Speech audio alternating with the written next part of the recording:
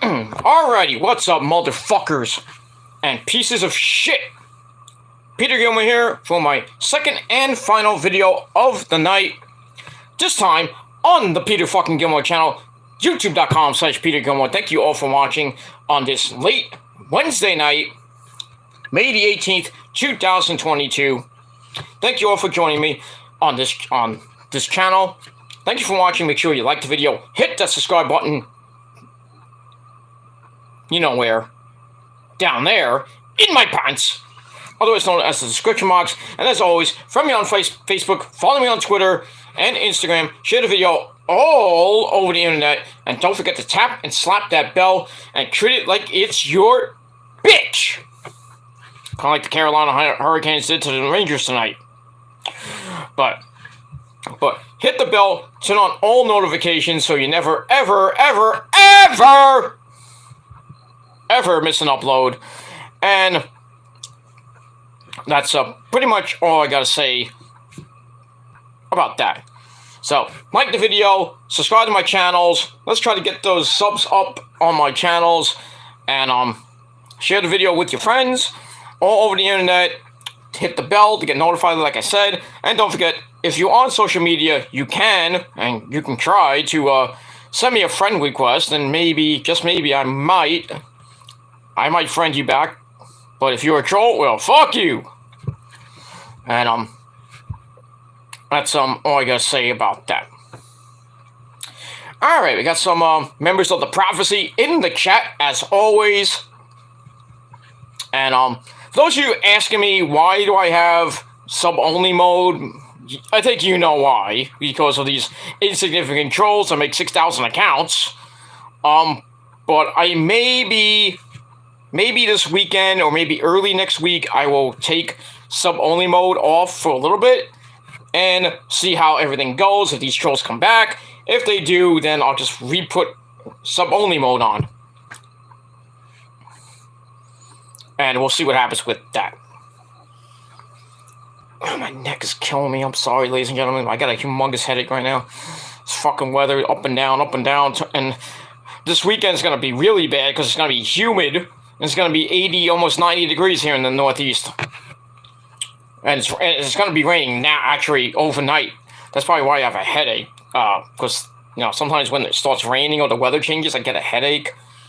Or something I ate. I don't really know. But I mean, I really didn't eat. I just ate something just now. I just had a beef patty and some chips. And, I'm about to get another drink in a little bit, but that's that. But we move on from there. That's it. Alright, so we got... I obviously know my tennis is here. My good buddy from the... I believe you were from the UK, or if you're from Australia. I forget where you actually live. I think it's the UK, but... Anyway, he says, howdy. Well, howdy, partner. Thank you for coming in. We got the Tribal Queen in the chat. Lauren's here. She says, hey, yo. Well, hey, yo, to you, too. And that's pretty much it. Alright, obviously know my tennis says, hey, Lauren, hope you're doing well. Yeah, Lauren had a little bit of a, yeah, she was down for a couple of days. She lost a friend or a family member the other day. So, I forgot I had that on. I apologize. I forgot I had the sound on. Stupid sound. Sorry about that. But anyway, yeah, Lauren's doing better, thankfully. That's good. Lauren says, like, share, smash the bell. Obviously, don't forget to subscribe. And if you're on social media, you can try to friend me on Facebook, follow me on Twitter and Instagram, and see what happens with all that. All right, hey 10. Lauren says aspirin and a hot compress. Yeah, I'm about to go get an aspirin in a minute. So, but anyway. All right. Obviously, number 10 says be right back. Gotta check on my dogs a minute. Okay. Gotta check on those doggies and those cats. You know. Speaking of pets, you know, the resting cat doing much better. I took it to the, like I said, if you don't know, I took resting cat to the vet on Monday. and basically for a checkup. I was there for maybe a half hour or so, 45 minutes, because I had to wait for the doctor because they had other, patients and stuff. So, but Wrestling Cat, was good. Didn't do anything bad. She how pets are. They're scared of the vet. She doesn't really like to be in the bag when it's closed, and I had to take her on the bus.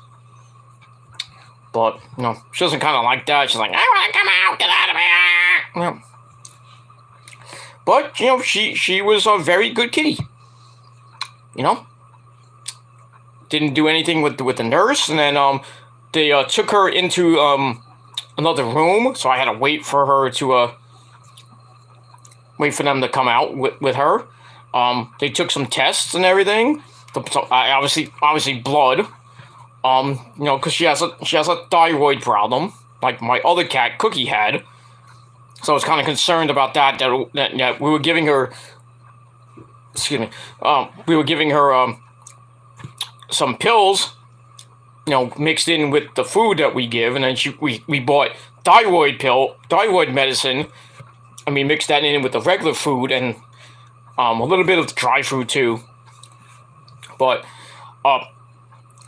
so I had to wait for the results. It took a lot of time. Not a lot of time, but anyway, the vet came back, and he was astounded by the results of the blood test. He was like, the cat. He was like, your cat is in good health, and he was astounded by the thyroid level. The thyroid level was back to normal. It wasn't. She had a hypothyroid, which we thought was really bad, because when my other cat Cookie had it, she wouldn't eat a lot. She was getting skinnier and skinnier and skinnier, and then gone.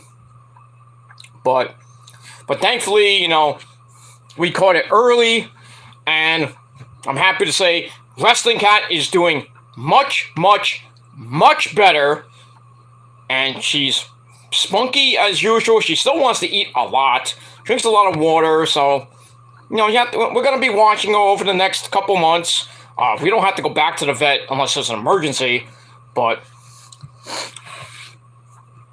yeah, we the vet gave us 3 months worth of pills, which we now give. We used to give 2 pills a night to Zuzu, but now we give her 1 pill in the morning with the food, mixed it up, and then we wait, and then sometimes Zuzu, like every 5 minutes or every hour or so, she's like, and she wants food, so we give her some treats, or if we have some roast beef in the house, or I have to go get roast beef from the grocery store, I give her a little roast beef. She loves the roast beef. Sometimes she'll eat some ham. We get some ham and turkey. She'll eat some of that, a little bit of that. And then if me and Rosa decide to eat out, like at McDonald's or a Subway or anything, we'll get her a hamburger, or give her some little bit of cheese from the pizza and everything. No, it's not really good, but Or if I go to Subway, I give her like a little bit of my meatball sub. And she eats that, and then she'll go to sleep for a little bit. She'll take a little rest, right next to me over here on the rug, or she'll sleep in her bag. She loves that bag. My mom gave us that bag when we take her to the vet and everything. She loves that bag now. She's sleeping there right now. So, but she's doing good, and that's all that matters. So, thank you for your prayers and your well wishes and everything. And I couldn't be happier to have Zuzu in great health. She's 9 years old, so I was just about 9 years old, because we got her in 2013, which was after Sandy, 2012, Sandy, Superstorm Sandy. We got Zuzu and Cookie, I think, around months apart. So yeah, Zuzu is 9 years old now. Looks younger if you ever saw if you guys saw her on my videos, you'd think she's a little bit older or a little bit younger, but she's 9 years old. So cutie patootie, I love her a lot. I know when she's gonna die, I'm gonna cry up a monsoon. Rose will be the same thing. We did the same thing when Cookie died, and we just lost it. And yeah, Cookie died on a day I actually had to work. When I was in retail. Died the morning the morning that I had to work. So I had to call my then manager and said, hey, I can't come in today. I had a loss. I just had a loss in the family this morning. So yeah, I need to take the day off. So she's like, okay, she gave me the day off. Thankfully, somebody was able to back me up and everything. And then I went in the next day. I took that day off and then kind of switched. And I came in the next day, and that's it. But when my brother from another mother died, I took I told my manager, it's like, hey, I just lost my brother. Yeah, I'm going to be probably gone for like a day or two, maybe, because I got to go to the funeral. But, and my boss was so good to me, and the first boss, not the second one, the dick. But, in any event, yeah, my ex-boss said, Peter, take the week off. If you need the week off, take the week off. I'm like, if you need me, I'll come in. I know I'm going to be, I told us, like, I know I'm going to be mourning and, I'm not going to be a mess on, at my station and everything. He said, Pete, don't worry about it. Just take the week off.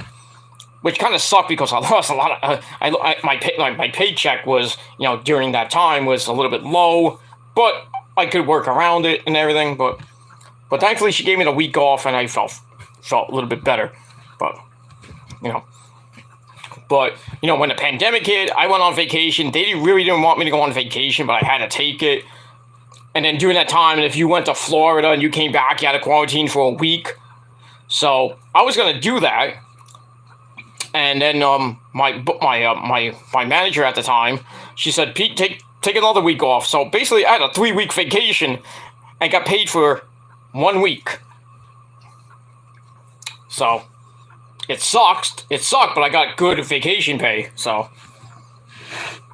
and then after that, maybe like around my anniversary of when I got hired, I found out, she came up to me and said, Pete, I just want to let you know I'm leaving. I'm like, where you going? It's like, oh, they demoted me. I'm going to another store. I'm like, damn it.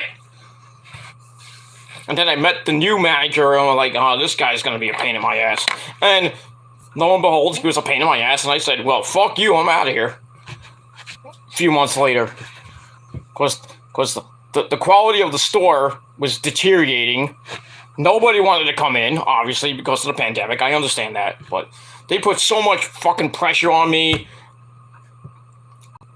to come in all the time. I was working like six days a week, almost 8 hours a day. It killed me. It literally killed me. I was in and out of the hospital at times. And then like the week before, the week that I actually said I'm done with retail, I was in the hospital for 2 days.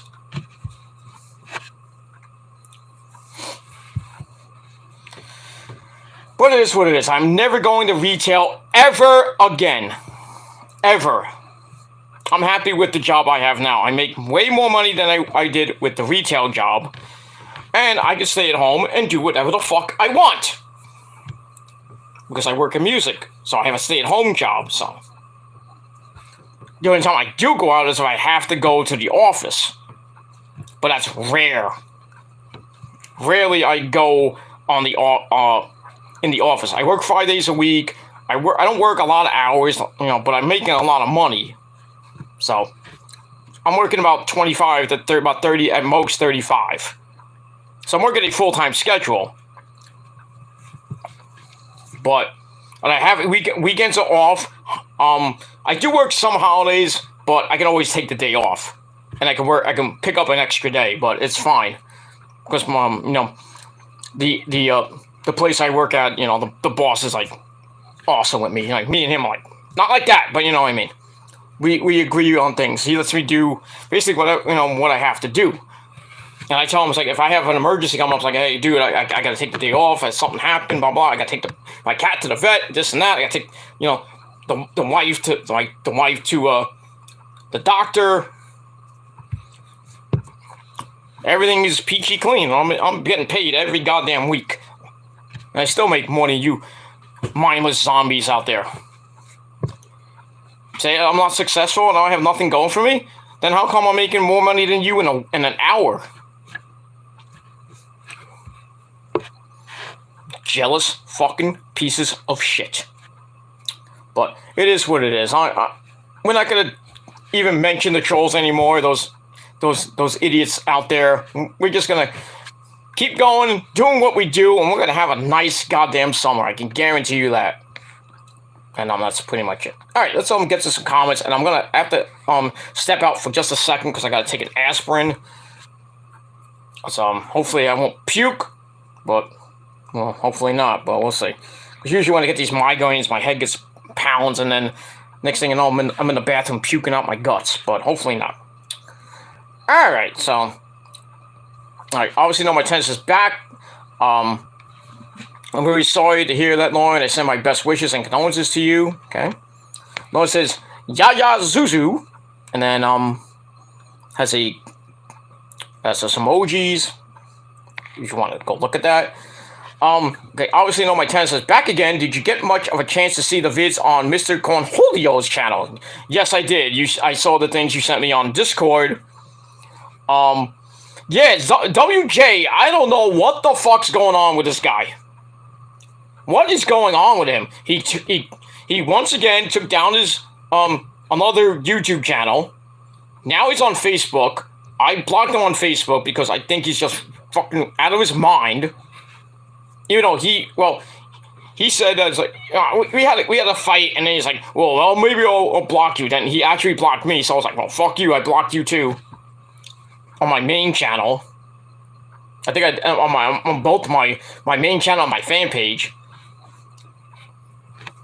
But long story short, there's these two videos on the Mystic Almighty Cornholio channel, which is like an archive of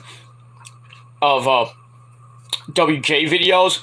I saw two videos just now, a little early before I went live. One was WJ on Facebook. He has his Facebook called Cedric Hogan. Go figure that one out. Where he's talking about child sex predators or something like that. Just go on his channel, you'll know what I mean. But yeah, he's talking about child sex stuff, and then the other one is talking about the dark web, and that he got information from some from the government or something like that, and they sent him stuff about the dark web. And I'm thinking, what the fuck? WJ has fucking lost his mind. Cedric, you have lost your fucking mind, dude. What is going on with you? Are you off your medication again, or you're on your medication? What is going on with you? Because now you talk about child sex stuff, and now the dark web. What is going on here? Somebody that's close to WJ needs to fucking smack him in the fucking head. I mean, like, boom, what the fuck are you doing, dude? Get some fucking help. Go to a doctor. Go to a therapist. Go see a fucking psychiatrist. Do something before you hurt yourself or worse. I mean, this dude, the way he's going, he's probably going to either kill himself or hurt himself really, really, really bad. And I was on Robbie Battles of one of Robbie Battles' videos where he was like, "I'm done with WJ." That stream he did, and I was looking at the comments, and I see. Now I don't know if this is her channel, but or she has a YouTube channel, but his fiance was in the comments. He's talking about what's going on. Blah blah blah. They actually really did break up. They broke up their engagement, and I don't know if WJ's back in that apartment with her, but I think they're still together, but their engagement is broken off. She basically said that that Cedric WJ is going through something. He's off his medication, stuff like that. He just needs some time off because there's something wrong here. There is something really, really, really dangerously wrong here. And I know me and WJ had problems, and he supposedly buried me, which he did not. Just made me laugh. Because I basically told him the truth. Like, what are you doing? Well, nobody wants to hear about, you know, the fourth dimension shit. Like, nobody wants to hear about this shit. It's not who you are. I mean, it's your channel. You can do whatever you want. Yeah, so he has a point. But you know you're going to get blasted up to the wazoo. I'm like, what the fuck is this? So, yeah, so, you know, he got pissy. He's like, oh, yeah, you know, fuck him. And then he tried to send all these little minions after me, which is failing miserably, by the way. It feels like somebody, other people, but I'm not going to get into that, because basically, that's done with. That whole thing with the army of a certain clown. As of right now, we are at a cease and desist. This Sean Army guy, the YWC Awards guy, he wanted me to do an apology to him and to that fake kid and Steve Coate and Sean. Yeah, I'll bring Sean up. I don't give a shit. But so basically, I made a formal apology and a message to these guys. And it's on my PG Rants channel, so check out the channel there. Before the rant I just did, which is also in the description, where I was talking about Sasha Banks and Naomi, but we'll get to wrestling a little bit. But long story short, I made that apology video. It wasn't really an apology. It was like a semi-apology, because for some of the people, like that fake kid and Steve Coate, I didn't apologize for much. And to Steve, I really don't want to have to apologize to you for anything. Because you're a fat fuck from Maynard, Massachusetts. You need to get your fucking ass locked up because you're an obsessed fucking freak. And that's basically it. I have nothing to apologize for to you, so you need to apologize to me. And really, you need to apologize to me, apologize to Chase, apologize to Double Z, and fan of YouTube, and basically the entire prophecy. So, but I know you ain't gonna do it, Steve, because you don't have balls. And you think that you're gonna say, I don't need to do this. They've been harassing me, but you've been doing the same thing to us. So, turnabout's fair play, and that's why it's called karma. But it is what it is. But long story short, I did kind of apologize in a way for some things I have said. I said to that Nick Urs guy, blah blah blah. I said I wish death on their unborn baby, on his and his girlfriend's unborn baby. So I apologize for that. But for everything else, I did not, because I didn't need to. But he's still talking crap, saying that like he's gonna do this and that, and I'm like, but I won't be here when you do it. So it is what it is. And to that Sean Army guy, I did apologize for some things that I said to him. It wasn't right, this and that. And I just said, leave us the fuck alone. We're done with you. We're done with Sean. We're moving on. And if you can't move on, then we're not responsible for either what we say or what we do. But really, we're moving on. We're not going to comment, and we're not going to just like we're not even going to care about you motherfuckers anymore. We don't care about Sean. We don't care. I don't give two shits about Steve Coate. I just hope he goes to somebody, like, either beats the fucking shit out of him or puts him in jail for a very long time. And that could be happening pretty damn soon. Because the way he's acting, he's just fucking weird. And to that kid, he's still talking his shit, which is, he's not a kid, but he's still talking his shit, saying I'm a liar, and it was a fake apology, this and that. I don't give a shit what the fuck you say, dude. You need to hop off my dick. You're supposedly 13 and hopping on a 45-year-old dick. And I don't do that shit with kids. I am not a pedophile. You're completely still slandering my name. You, Steve, and Nick Urs are still slandering my name. So, if you want this whole thing to end, I'm ending it with this Sean's Army dude. He's supposedly going to be responding to me. I don't know if it's going to be an actual response, actual apology, because he did say, for your information, I will apologize for some things. So, it's kind of a half-hearted apology, like mine was.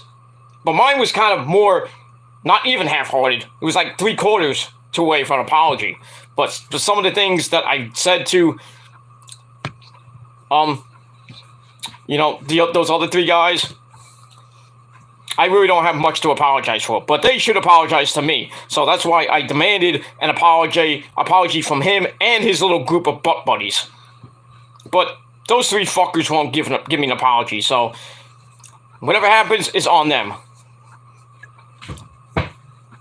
But right now we're at a ceasefire with these trolls. Lauren knows what I'm talking about. Nick knows what I'm talking about.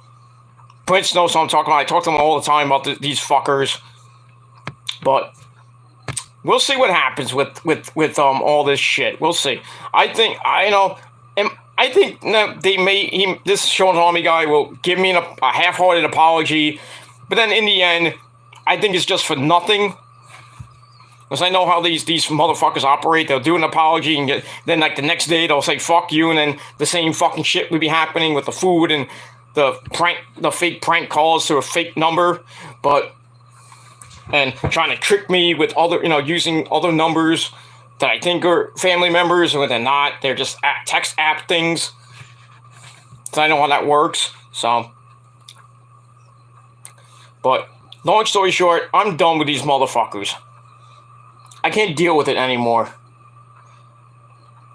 Because it's like every fucking day I try to do a fucking video, and then next thing I know, I'm getting text messages from different random numbers calling me a pedophile, which is slander. But all I do is freaking block, delete, out of here, done. After doing a extensive search. Because they can't use their real numbers and their real faces when they do a video and all that shit, but once they hide behind their Commodore 64 computers and they call me a coward, and we call me and the members of the Prophecy cowards, we're right here. You're hiding behind a Commodore 64 computer. And a voice changer. Use your fucking real voice. Stop fucking around. But I'm over and done with those guys. I'm done. They want peace.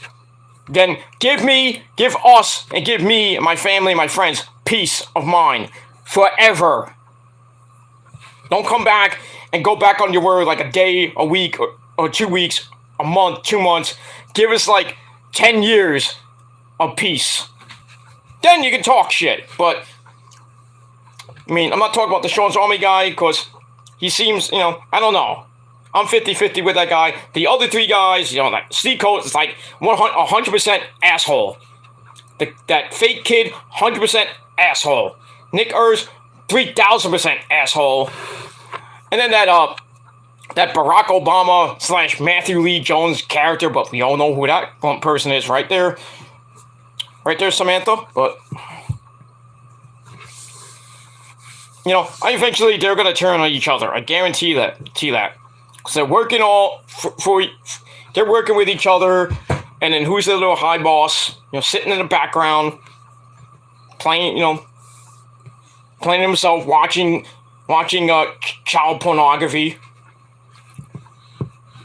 Oh yeah, he does that. But, because I know I have the inside scoop from a certain guy that used to work for him, but now he works for me. And that is Prince Idol, my good buddy. He knows the insides and everything that nobody knows about that guy. And all I have to do, if this thing continues, I will fucking expose that guy more than I did before. And he will not like it. And his little butt buddy friends, they don't like it too. Guess what? We got stuff on you too. So if you want peace, then this video that I better see soon better be a good apology. Because if it's fake, I'm just gonna ignore it. I'm just gonna continue to do my shit. And if you guys want to continue talking your shit, this, and this. This is all you do. Flap, flap, flap, flap. You're a big seal. I can't even do a seal impression. But basically,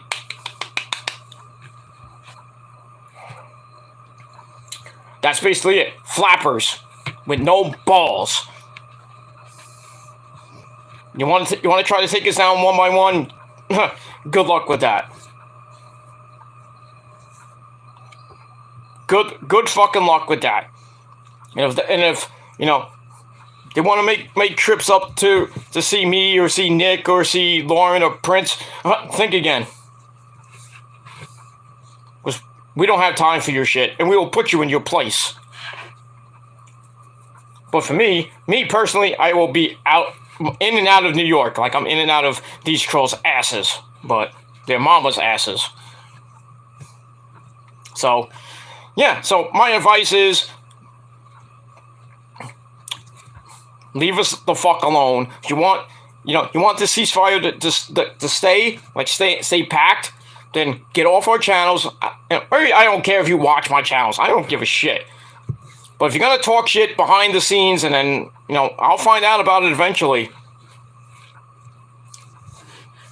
You want to keep talking shit, I'm gonna call you out on your bullshit, like I would do with Sean.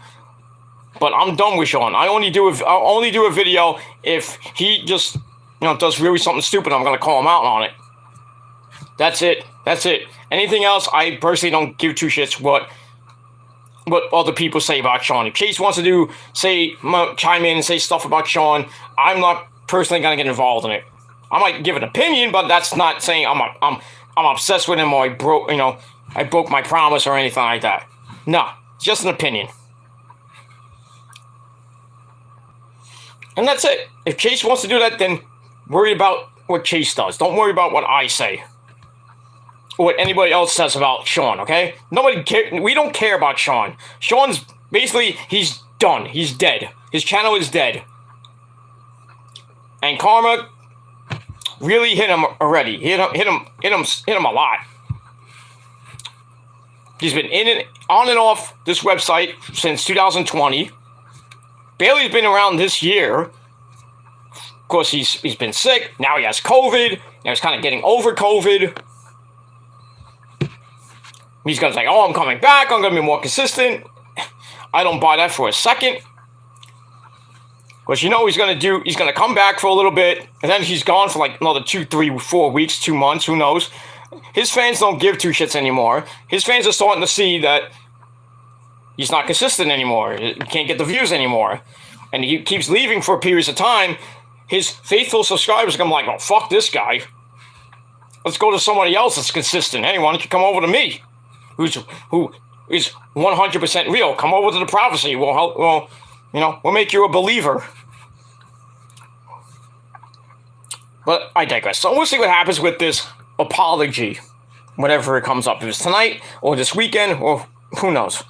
But I digress. But yeah, going back to WJ.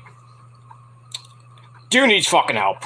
That dude needs fucking serious fucking help before something really bad happens. God forbid he hurts himself, he's in the hospital for a while, or he just offs himself and kills himself, commits suicide. I'll be sad because he was like one of the guys I looked up to back in the day. We were good friends up until this crappy situation. I'll be sad. I'll do a tribute video, of course. Not for views, but I'll just do in tribute to WJ. And I was talking, obviously, on my tennis on Discord. I said, if he goes, then I'll be sad. But he brought it on himself. He didn't want to get the help that he desperately needs. He didn't take the medication that he desperately needs. He didn't try to get the advice from guys like me, Trap Queen, Righty, Will, Robbie Battle, and anybody else. He just threw us all under the bus and said, fuck you. I'm going to do what I want to do. And we're like, okay. We're trying to help you. You want to do your own thing? Fine. Don't come back to us when you're crying and you need help. We may forgive you. But hopefully WJ can get his mind right. And it is what it is. Alright, we got a lot of comments, so let's get into it. But yeah, the WJ thing's starting to starting to get to me. So I gotta clear my mind. So we'll move on. All right, actually, what I'm gonna do now is I'm gonna get something to drink, and I'm gonna take an Excedrin number 69, and I will be right back in 2 shakes of a lamb's tail, or I'll just be right back. So, all right, we're back live. Sorry about that. I had to take an aspirin, an Excedrin number 60. By the way, did you notice I parted my hair? I put some, I wetted my hair and tried to look a little bit more sexy. Easy there, ladies. Easy. Easy. And I had to get a drink of water. Is that your water, Ozzy? Water. But we move on. All right, where were we? Let's get back on track, and then we'll jump right into our review, and got some Mets talk and some Rangers talk for tonight, and then we'll get to some Dynamite. But chat room is still wide open like Rebby Sky's legs, because she doesn't close them. But we'll get there. We'll move on. All right, we talked about WJ. We talked about those mindless zombie trolls, and my apology to them, and the supposed ceasefire that's on right now. How long it's gonna last, I don't even know. I can probably guarantee you it won't last that long. I mean, I didn't put a lot of demands in it, in my apology, that I demanded to those guys. Basically, the only thing I did demand to those guys is leave me, my family, most importantly, my family and my friends, and Rosa and her family, leave us the fuck alone. Just remember, Rosa's family's is in law enforcement. So, this continues. You guys are gonna go to jail, either way.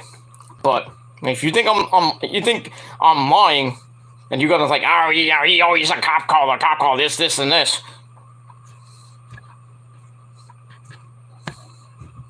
I'll do what I gotta do to defend myself. But like I said, you're just flappers. But I digress.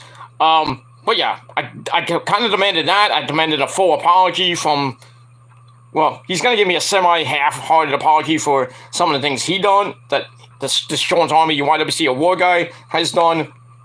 But, so we'll see what happens, but...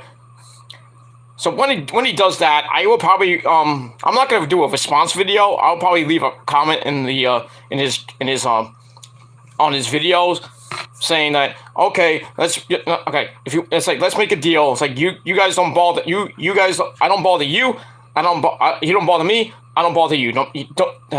Keep my family and my friends out of it, and that's it. I won't go on your channels, I won't do this and that, blah, blah, blah, blah, blah, blah, blah, blah, blah, blah. But you have to get your little 3 buddies there, Nick Ers and that fucking fake kid, and especially Steve Colt, to get off our fucking channels and get off our asses. Because if not, then one or all of you will be going to the slammer for harassment via media. And that's a crime. And plus, all the slander can get you in big trouble too. So, with the pedophilia stuff, because that's slander, because there's no actual proof. But I always say this: if you guys want a ceasefire, then make it last. Because we're done. We're done. We're going to have an enjoyable summer.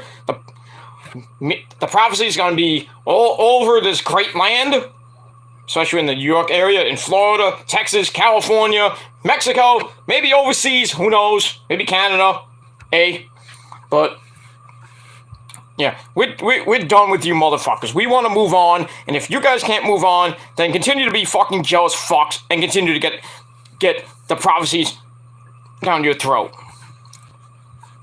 Continue to get buried every fucking day, and get proven wrong for some of the stupid shit that you tried to expose us with.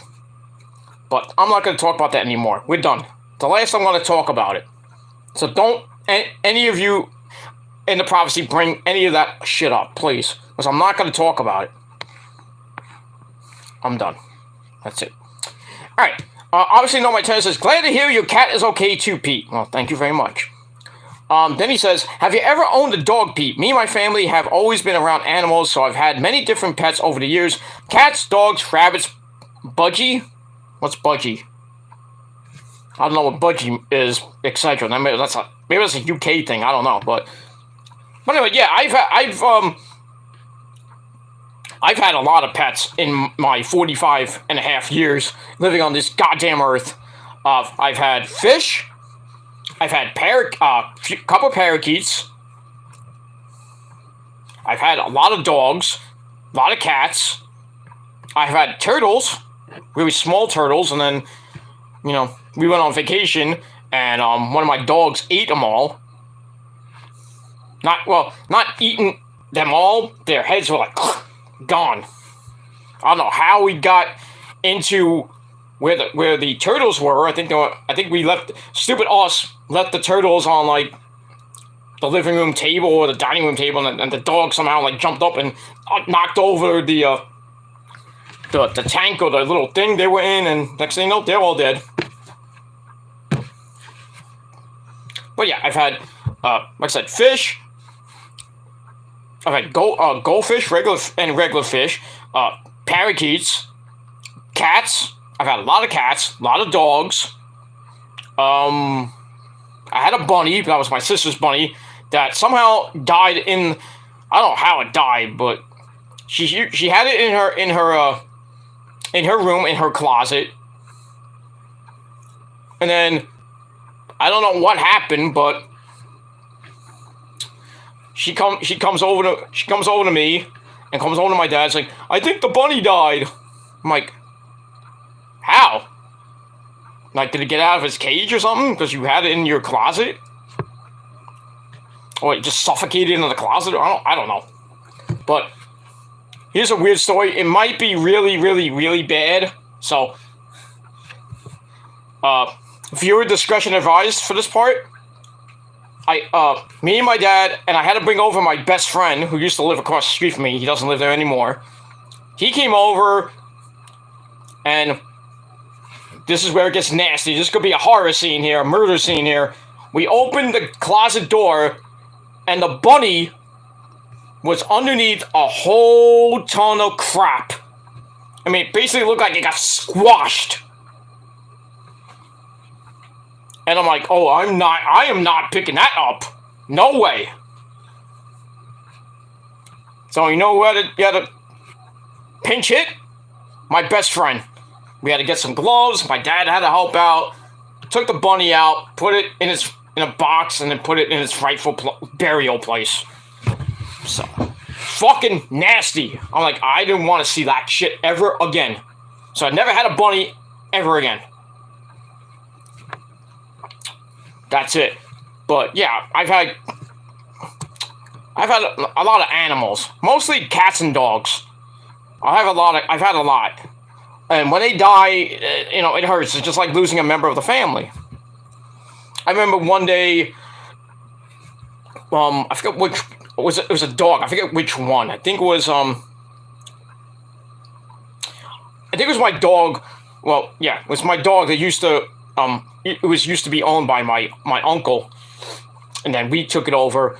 Her name was Sasha, and then she passed away because she had cancer in the nose area. Sad that how she died, because the day that I went to church, because the church was around the corner where I used to live, not here, but I mean I have a church that's like 2 blocks away, but where I used to live. I was going to church. I was coming back from church, I think. No, I think I was going to church. And then my dad came out. No, I was going to church, and my dad said, open the door. I'm taking the dog to the vet. So I knew something was wrong, because she was in bad shape. So I was like, at any moment she was going to die. But, so he took her out. They took her out. I opened the door. He's carrying her out the door, and I can hear from Sasha and everything. And then I went to church. I'm fucking dying. I'm crying, and you know, Because I knew that it was, it was just, her last day.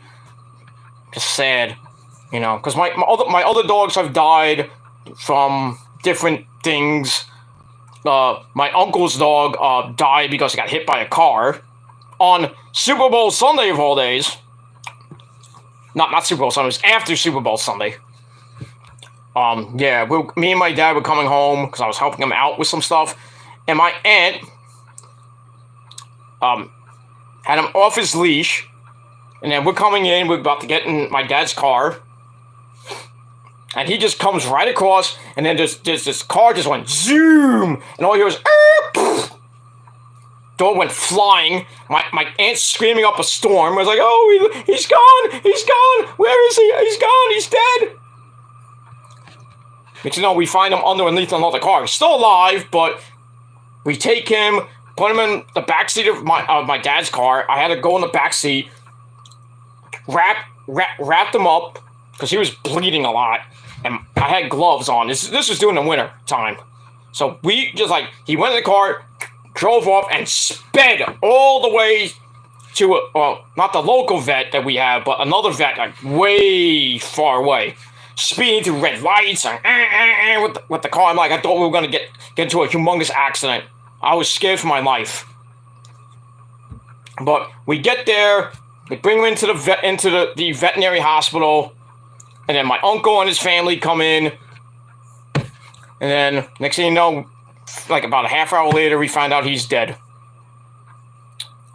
And my cousins were very little at the time. They were crushed. So, not a good time. And then I had some cats.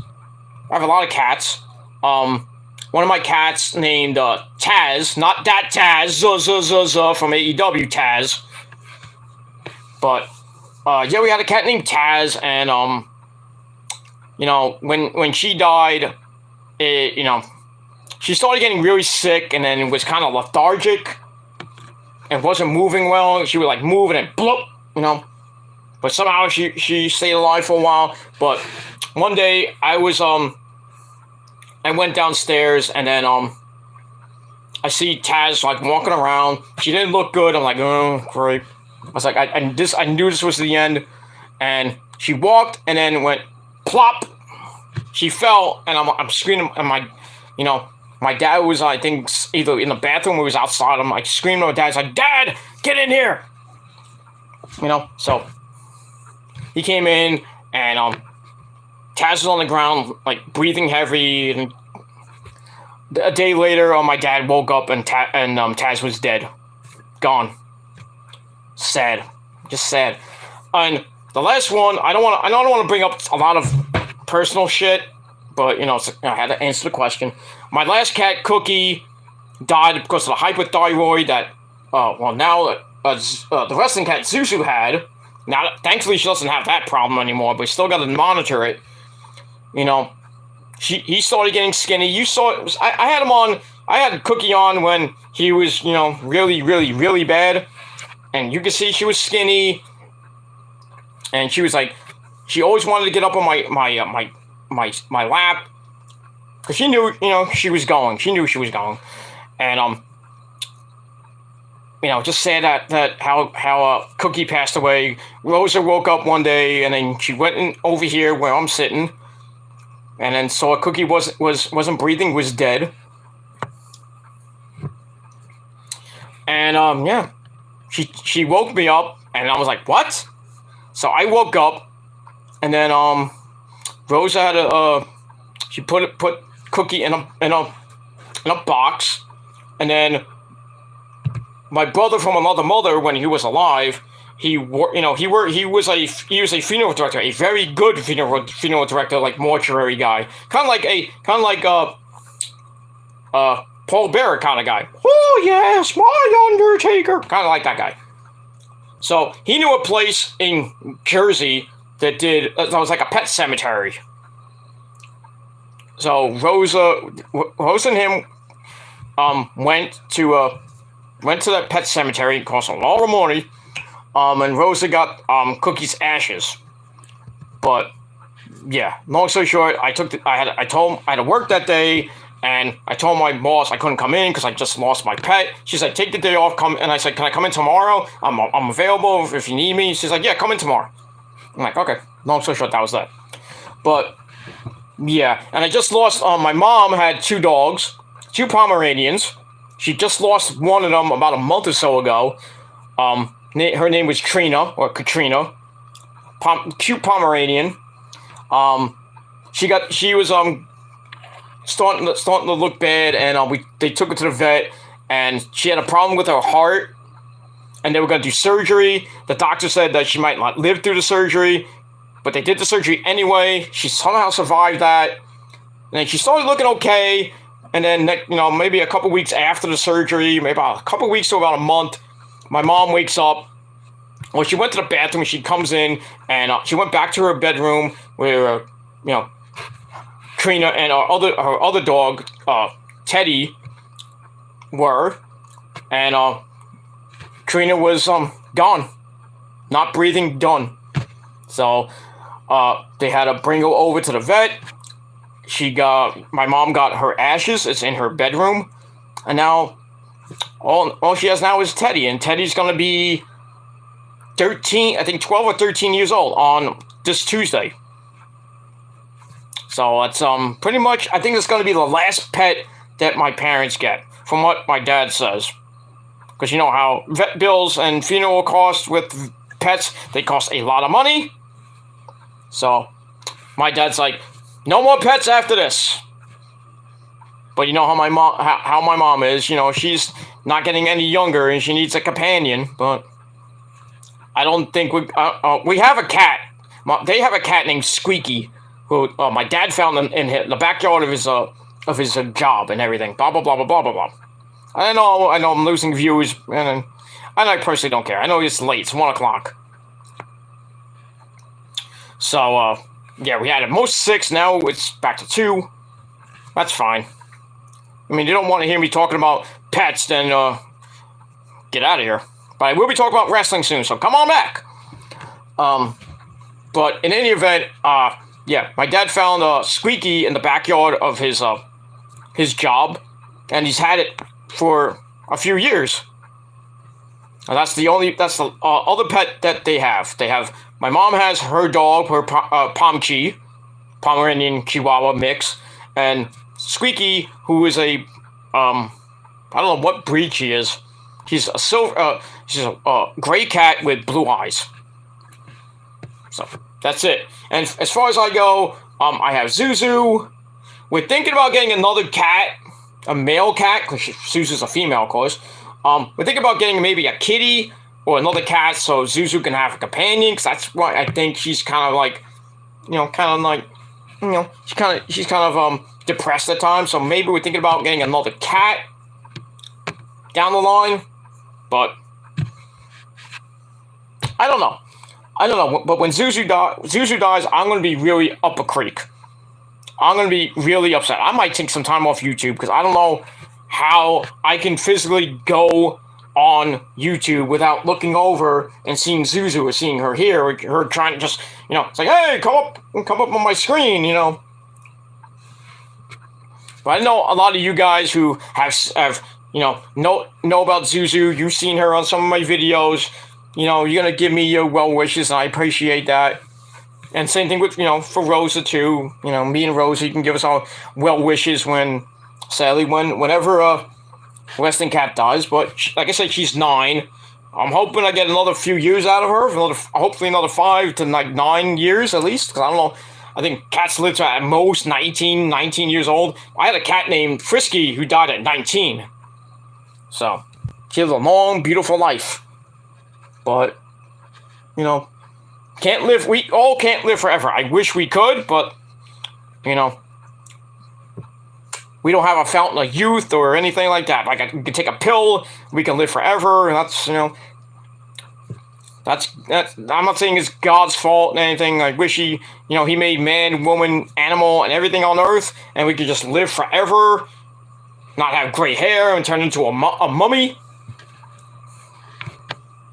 But that's the way the world was made.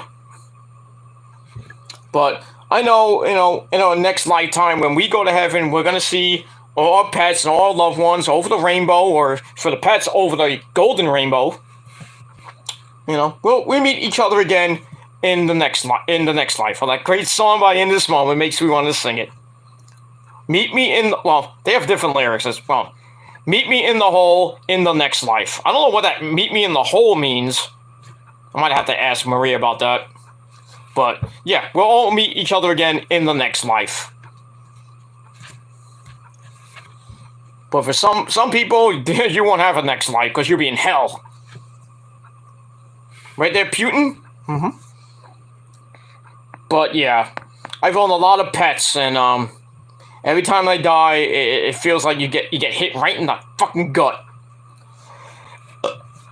But we move on from there. All right. Obviously, No My Tennis says, I hear you, man. When my old dog passed away in 2019, it felt like losing a child. I was in pieces for months, to be honest. It took me a while to recover. Yeah, especially with Cookie. When Cookie died, it took a few days, and then me and Rose were crying for like days when Cookie died. And,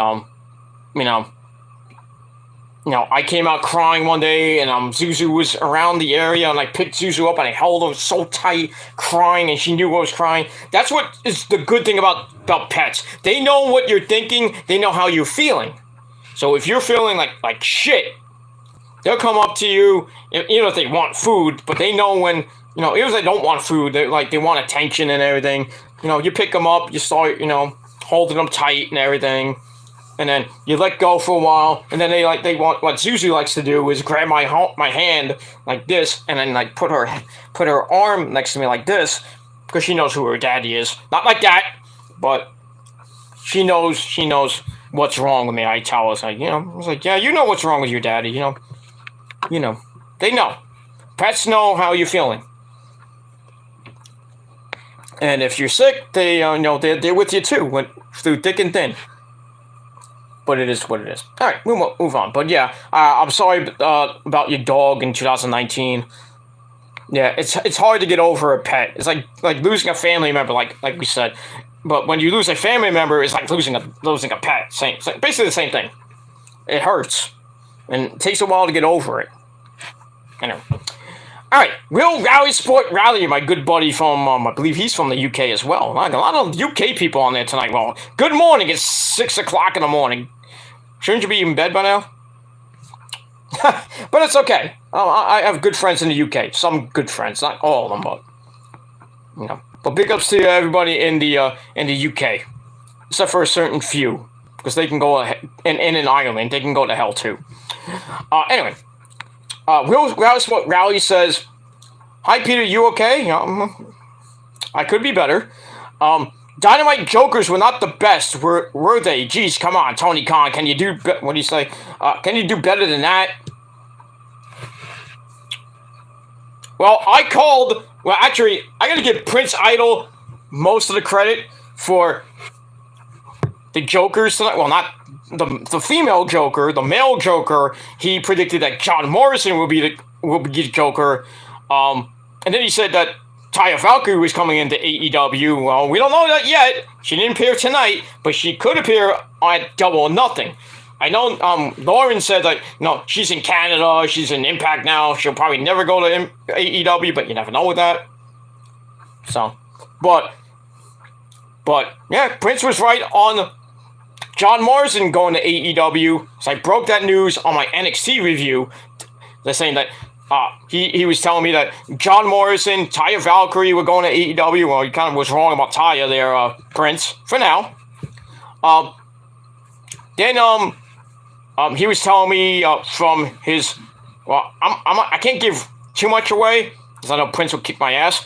But there are big things going to happen with Keith Lee and Isaiah Swerve Scott. I will just leave it at that.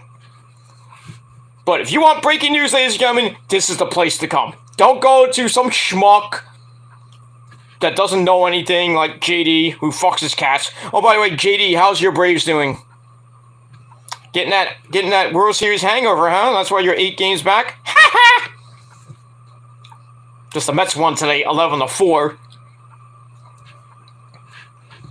But kind of concerned for Max Scherzer, who came out in the 6th inning with some left side tightness. He's getting some imaging done tomorrow. He doesn't think it's concerning. I'm hoping it's nothing, and he'll be out for maybe a week or two. They'll put him on the 10-day IL or maybe the 15-day IL like Tyler McGill is. They'll probably have to put Peterson and Williams in there because DeGrom ain't coming back till at least July by the All-Star break. That sucks. Yeah, so the Mets are going to have to pick themselves up. And we'll see what happens. They got a big month of June coming up with the Padres, the Giants, well, not the Giants, sorry, the Dodgers, and the Angels coming up. And then you throw in the Brewers. And then I think at the end of June, you got the Yankees coming up. Those 28-9 Yankees. 28-10 Yankees. They won again today. They basically, the Yankees are beating nobodies. Under 500 teams. The only team that actually gave them a kick in the ass was the Orioles in the beginning of the season. Where are the Orioles now? 35 games out of first place. Sucks to be you, Otaku. But you knew that already. But the only team that actually was over 500 was Toronto. And where is Toronto now? And right now, the Yankees are beating the living shit out of the Orioles. They won 2 or 3 right now. They got a game tomorrow. Then they play at home against the White Sox. You know they're going to probably sweep the White Sox. Where's my book? Hold on, let me get the Bible for a second. Because, looking at the Yankees' schedule, I don't even think they have anybody that could give them a run in the next 20 games. I mean, they got the White Sox this weekend. Then they got 3 at home against Baltimore. They're probably gonna sweep them or maybe take 2 or 3. Then they go to Tampa Bay. I think that might be an interesting series with Tampa Bay. Then the Angels come in. That could be a good series. So the next the end of May with Tampa Bay. Then the Angels. And then after that, they got Detroit, which is... Then after that, they got Minnesota. Not really that great. Then the Cubs. The Cubs might give them an interesting time. Then they got Tampa Bay again. Toronto again, if they wake up. Then back to Tampa Bay. Damn, they go to Tampa Bay, then Toronto, back to Tampa Bay. Which I think that might be a misprint. Then they got Houston. I think that series... It's going to be interesting at the end of June. Then they got Oakland. Oakland sucks. They got no fans there in Oakland. And then they don't play Boston again until July 7th, right before the All-Star break. And then, Boston again, July 15th, 16th, and 17th. Then the All-Star game is July 19th. And then after that, July 26th and 27th, they start the Subway Series, Part 1, at Citi Field. And then the second part's at that construction site, August 22nd and 23rd. But looking at the schedule for the rest of the year,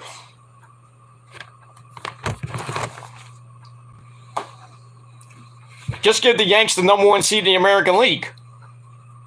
The way everything's going, I don't see anybody beating the Yankees the way the Yankees are playing right now. I hate saying this as a Met fan. They are good right now. Surprisingly good. They got good pitcher. Garrett Cole is kind of coming around. Nestor Cortez is just a fucking machine. That guy can't fucking lose. He's an amazing pitcher, that guy. I have to give him credit. But the other parts of the Yankees pitching staff, Montgomery can't get runs for the life of him. Who else? Jeff Tylon, I think, is on the team. He's kind of up and down. And then they have, I think, Domingo Germán, or whoever the 5th starter is, who's kind of up and down. But the Yankees, their offense is just, is always what it's always been. Judgy Wudgy is like number 1 in the league. He's trying to play, he's having an MVP type year. Judgy Wudgy. Stanton's trying to have an MVP type year. A little bit, Joey Gallo a little bit. Josh Donaldson, but that whole lineup is full of fucking stars. Steroid users. Sorry, Lauren. But yeah, they're doing pretty damn good. 20 28-9 or 28-10 or 29-10. First place for like a million games. So there's no, like last year when there was a big, race to the finish. And the Yankees, did get into the playoffs and then choked in the first round against Boston. But the way they're doing now, look out in the playoffs that this continues. But you never know in the wacky world of baseball. Hey, the Mets had a big lead. They were in first place for like 3 months, and then like late June hit. Remember that series against the Pirates right before the All-Star break? Mm-hmm. Then right after that, they lost first place. The Braves just came back. They started making moves at the trade deadline with Acuna and everybody else, and the Mets just sank. Hopefully, that does not happen. We have a nice. Well, the Phillies won today, so we have a 6-game lead over the Phillies, 7 over the Marlins, and 8 over the JD's Braves. Right now, as of May 19th, I know it's early, we're not even to the first quarter of the season, or the first half of the season yet. Get injuries to McGill, now Scherzer, the Grom ain't coming back till at least maybe late June or July, depending on if there's a setback or anything. You can't throw off a mound yet. He's pitching at like 60 feet. He might go to 90 feet, test it out. And then we have to see what the doctors say, because he's getting imaging every so often now. But right now, Scherzer's been up and down. McGill's been up and down. Because the last couple starts, he's been really stinking up the joint. Bassett is their best pitcher right now. Carrasco's starting to slow down a little bit. The last couple starts, he's been bad. Walker had a bad game in the second game of that doubleheader, even though he gave up a couple runs, and then fucking, as usual, Lugo, who gave up a 3-1 bomb tonight. The bullpen's not great, except for Diaz. Surprisingly, Diaz. But it is what it is with the Mets right now. But they're they're doing pretty damn good. They're 11 games over 500. But, they got a big series this weekend with 3 in Colorado, 3 in San Fran. Then they come home for Philly and Washington. Then going into the beginning of June. Then their big 10-game road trip against the Dodgers, 4 against the Dodgers, 3 in San Diego, and I think 3 in against the Angels. That's going to be interesting with Noah Syndergaard and Ohtani and Trout. Oy. That's probably going to make or break the season. The Mets can come out of that 10-game series that they can win at most 6. I would love 7 or 8, but 6, I would be happy with 6 and 4 on that road trip. Because right now they are 9-1-1 in the first 12 series. If they win tomorrow, it'll be, another series win, their 10th series win out of 13. No. Yeah, I was right. Yeah, 10 out of 12 series. That's good. We'll still be in first place. But I'm hoping by the end of June, the Mets are at most 10, maybe at close to 15 games over 500. And by the All-Star break, I would love for them to still be in first place by at most 8 games. I don't want them to be, the stinking June, which they usually kind of do. Sometimes they're up and down in June. Really, this month's kind of like the really bad month, but they've been holding their own so far. But we'll see what happens with that. But as far as the Yankees go, I think they're on cruise control right now. I don't see anybody beating them right now. Maybe the Angels, maybe Houston, maybe Tampa Bay. But other than that, I think the only thing that the team that could beat the Yankees are themselves. God forbid a humongous injury to like somebody like Judge or Judgy Wudgy or Stanton or one of the pitchers like Cole or Cortez. Or Gallo or Anthony Rizzo or guys like that. You know what I mean? But right now, Yankees are on cruise control. The Mets are, kind of just roaming around right now. I know the Yankees have the best record in the league. Whoop-de-goddamn do. It only matters when it counts. That's the playoffs. But we'll move on from there. But yeah, Dynamite's jokers were kind of, they were weird. I'll kind of abbreviate it before I get to the full review. The men's Joker was John Morrison, now known as Johnny Elite. And for the women, I was hoping Taya Valkyrie, so Prince can get all the credit. But, he got partial credit, which is good, still good. But, yeah, on the women's side, it was Maki Ito, motherfucker! Nick's second waifu. So she took on Britt Baker, and John Morrison took on Samoa Joe in a pretty good match. And then, people were complaining, like, why is it John Morrison? It should have been Cesaro. It should have been Gargano. It should have been Miro. But Tony Khan, when on Busted Open Radio, said it's a debut. A debuting star. So, if it wasn't, it could have been Gargano. It could have been Cesaro. It could have been Miro, because, or it could have been somebody else that's, somebody else. The big names were Cesaro and Gargano. That's it. Well, maybe Bray Wyatt, but I would highly doubt that one. But so I don't know if John Morrison is actually going to stay in AEW, or this was just a one-time thing. We'll have to see what happens with that. And Maki Ito, she's a fan favorite. She did say she was coming back to the United States. And, that's it. But I don't think she'll be, a big part of the women's division. She's going to go back to Japan, go back to Joshi. That's it. I think that Maki Ito was just a one-time thing. As far as Morrison goes, I don't know if it's a one-time thing.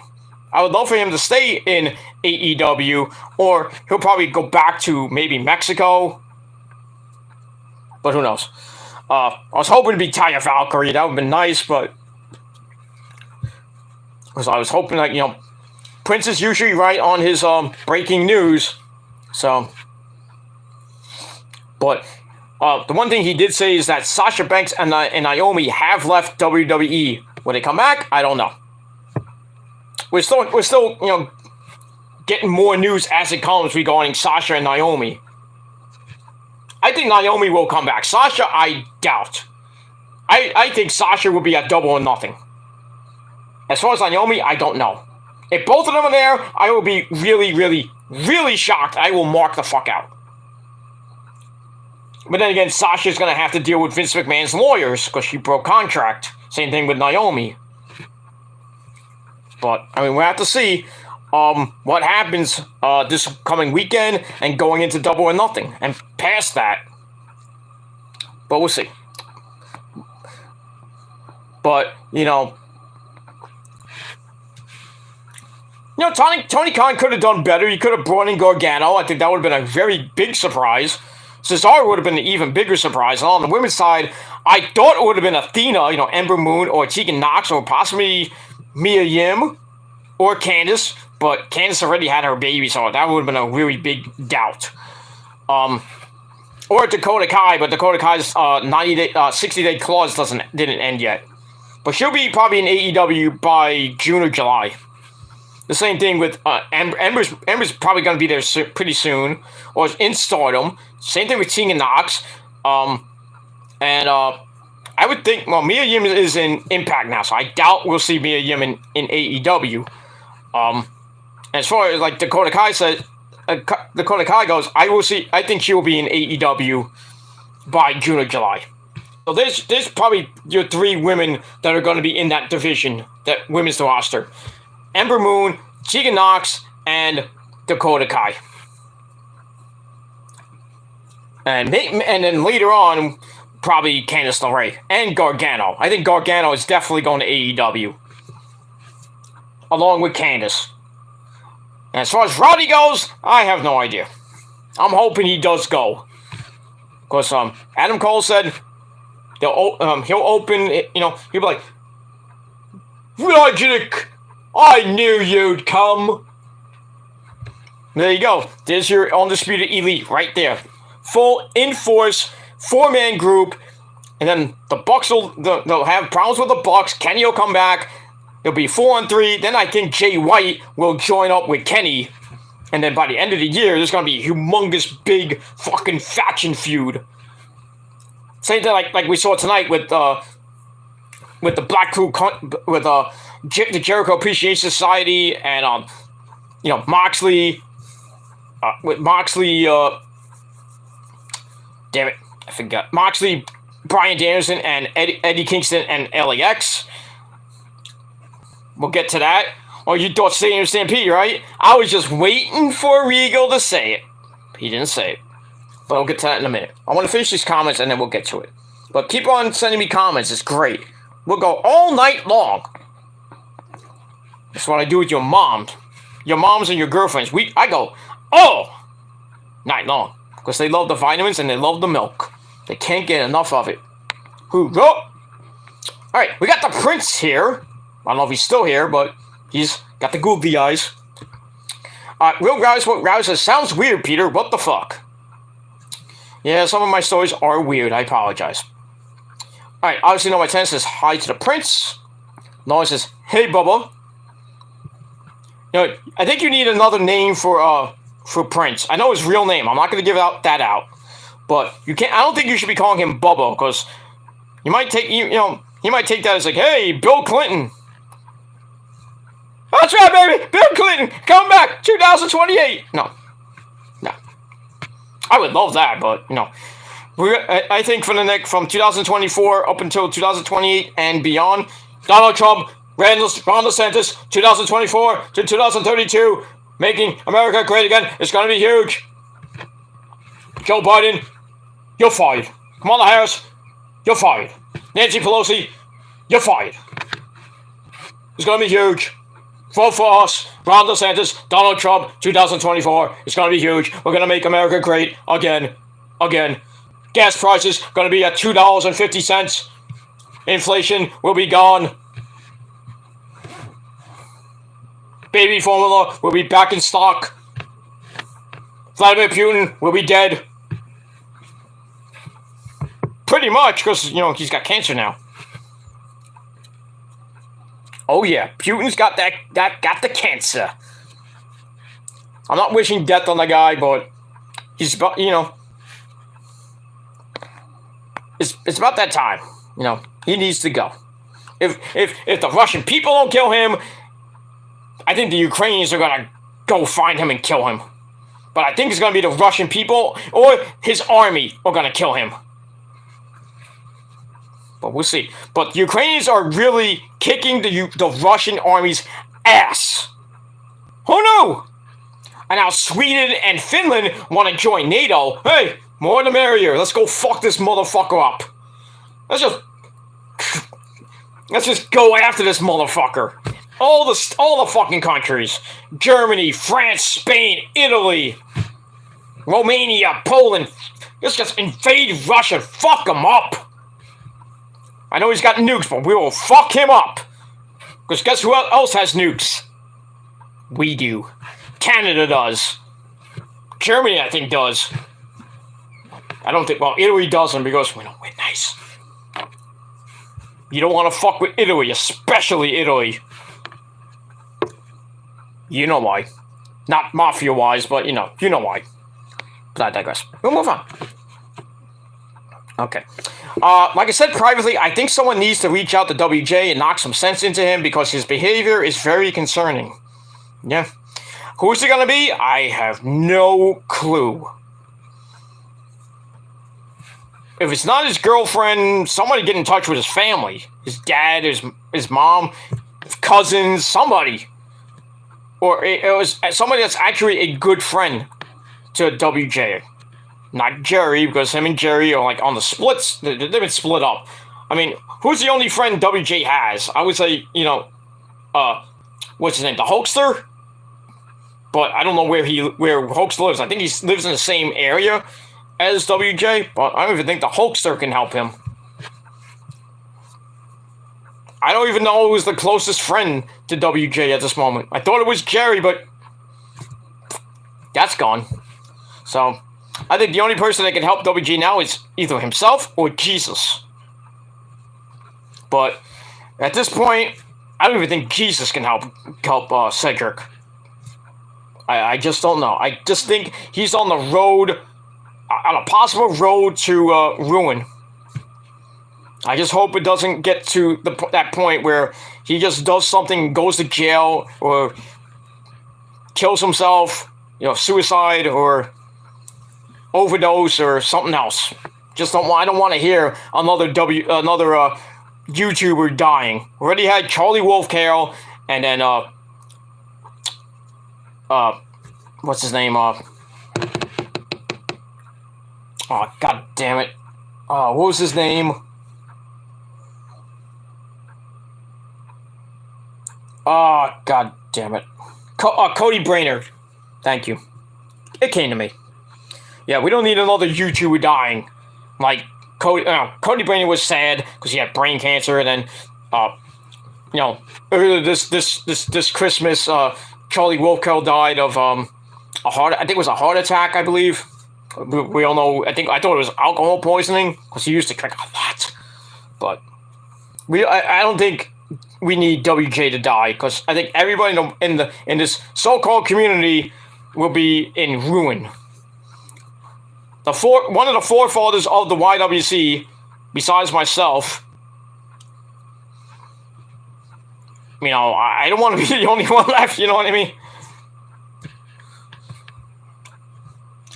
I don't want to be the last stone or the pillar of the YWC, the original YWC. If WJ dies, I'll be the only original member left.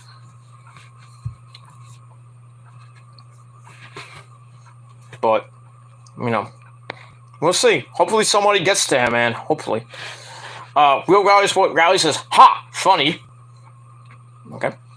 I wouldn't worry about what WJ said to you, Pete. From the sounds of it, he's pushed everyone away, even the ones close to him, like Jerry, Robbie Battle, Trap Queen, and Ridey. Yep. He pushed us all away, and he thinks that, he doesn't... I don't need today, I don't need you people, but we're trying to help you.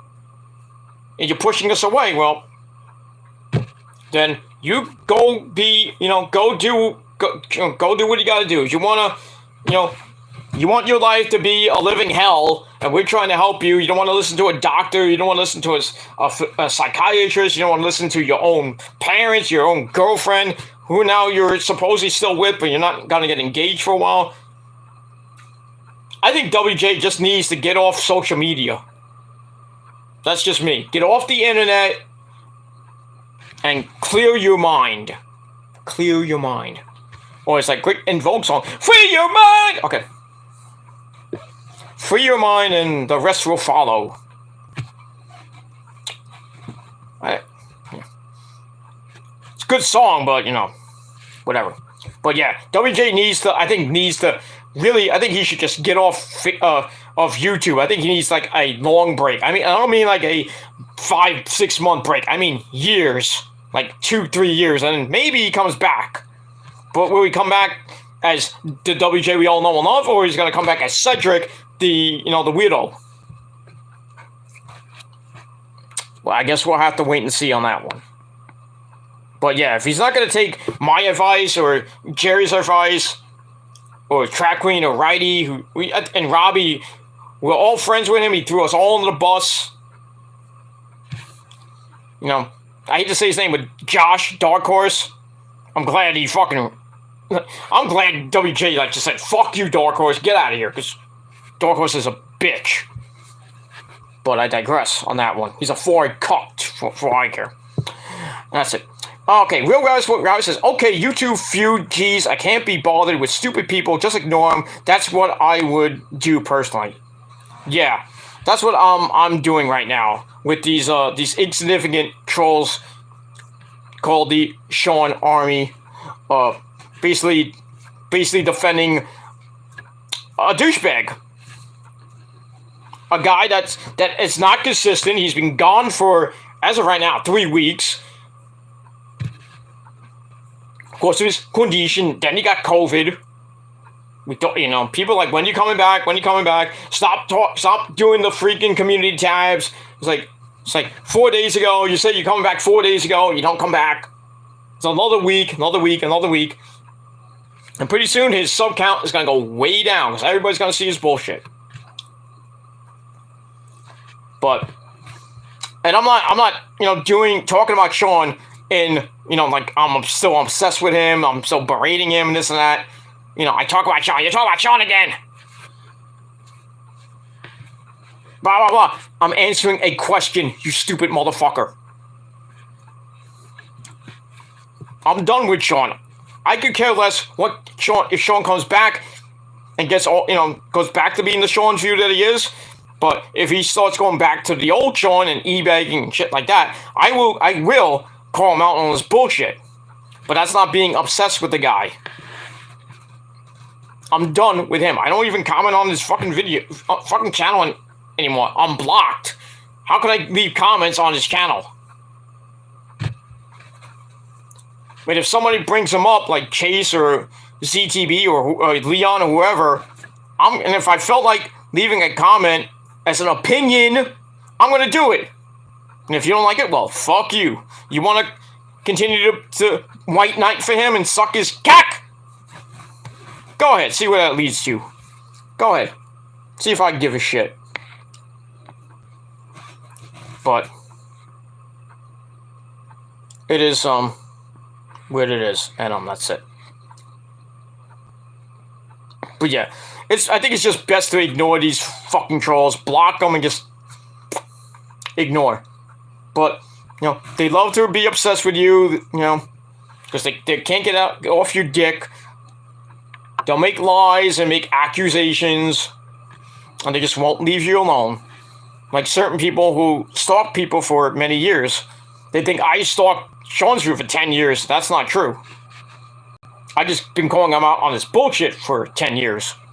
But personally, right now, I don't even care about the guy. I don't give two shits. If he comes back, I don't give a shit. I'm not gonna watch it. I'm not gonna watch him. I don't care. If he died tomorrow, I personally will not care. I'll be, it'll be shocking, but I might do it in tribute video out of respect, but I could personally not care less if he died tomorrow. People say that about me. If I died tomorrow, and probably half the YWC will not give two shits, except for my good friends in the prophecy and everything, and my parents, my Rose and everybody. They'll all be devastated. But half the people on this website who are fake, and you are fake. They do videos and everything, like mocking me and mocking my death, probably monetizing their videos off my death, which a certain clown did to Cody Brainer's death, and Charlie Wolfgill's death, which I think is stupid. But we're not going to talk about that motherfucker anymore, and we'll move on from there. Okay, Lauren says, who are you, Rally? Rally is he's a YouTuber. He talks about wrestling. He's a good guy. He's from, I believe he's from the UK. He has his own channel called Real Rally Sport Rally. Go check it out. So I'm giving you a plug. That's it. Obviously, No My Tennis says, I agree. He agrees with Real Rally Sport Rally. YouTube drama is pointless and not worth the time. There's more important things in life going on. Yeah, like getting pussy. Or dick, if you're a lady, of course. Better things in life to do than worry about immature trolls that are supposedly 13 or in their late teens or 20s or even their 30s. Nobody needs to care about what you do on YouTube and what you do in your life. Nobody cares about these fucking trolls. Worry about yourself. Worry about your life. YouTube is not a job for some people. YouTube is just a hobby. And for some of us, we're not on here 24/7, 365. We have jobs, we have lives. We get things done, if you know what I mean. We don't need to worry about what the fuck you do. That's it. Where are we here? Okay. Okay, so Real Rally Sport Rally says, my name's Rally. Peter knows who I am. Don't you, Peter? I'm from the UK. Yeah, I know about this guy for a little while. He seems like a good guy. I think from his videos, he seems like a good guy. He knows a lot about wrestling. So, So welcome him, and we'll see what happens with that. I have no problem with him. As long as he has no problem with me, then that's all that matters. But he's a good guy. I think he's a good guy. He's a good lad. Okay. Okay, just asking. Okay, cool, Lauren, no problem. Okay. Will Rouse says, well, I didn't think Dynamite was great myself. 6 out of 10. How many name changes has John Morrison had? Oh my God, like a lot. Yeah. Johnny Mundo, John Morrison, yeah. Johnny Mundo from Duke Underground. John Morrison, ECW, WWF. John Morrison. Johnny Impact. And I think there's maybe a couple more. I might be forgetting, but Johnny Impact, now Johnny Elite. Probably has one in Mexico, probably called Johnny Mexico. But his real name is John Hennigan. I don't know why they didn't let him use his real name, John Hennigan. Go figure that one out. But yeah, imagine he goes to. I wrote on the Demon Diva East's watch along in the chat. It's like, bet you if he goes to Ring of Honor, they'll rename him Johnny Honor. Or goes to Japan and be called Johnny Japan or something like that. Johnny Japan, #1. God forbid. Or he goes to MLW, be Johnny something. Just name him Johnny Morrison or John Hennigan. That's it. Stop these stupid names. Johnny Elite doesn't sound even good. Cause hi, I'm Johnny Elite, but I'm not in the Elite. It is what it is. Yeah. Okay, Lauren says, how is Battle? How's Robbie Battle? Ask him yourself. I don't know. I think he's okay. Lauren says, okay, Petey. Okay. Okay there, Petunia Pig. Petunia Pig.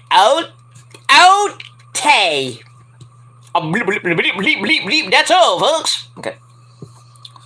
Speaking of that, if you're going to the Cyclones game this weekend in Coney Island, they're giving away a Bugs Bunny bobblehead. Go figure. I will not be attending those games. So, even though I want to. I want to get the Francisco Alvarez bobblehead, but I don't think I'm going to be able to go. I'm not going to that. I want to get the Pete Alonso bobblehead. That's in, I think, June or early July. I don't collect bobbleheads. I don't have many bobbleheads. I have an Aussie bobblehead. That's I still have it. It's at my parents' house. But I do have this one. This is from Rose's sister, Dr. Evil. $1 million.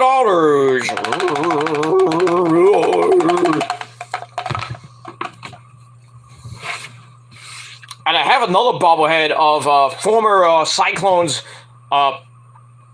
play-by-play broadcaster. What was his name? I forgot his name, but I have his bobblehead. Used to do. He was the play-by-play play-by-play guy for the Cyclones when they were broadcast on Kingsborough Radio. They're not anymore. I don't know why.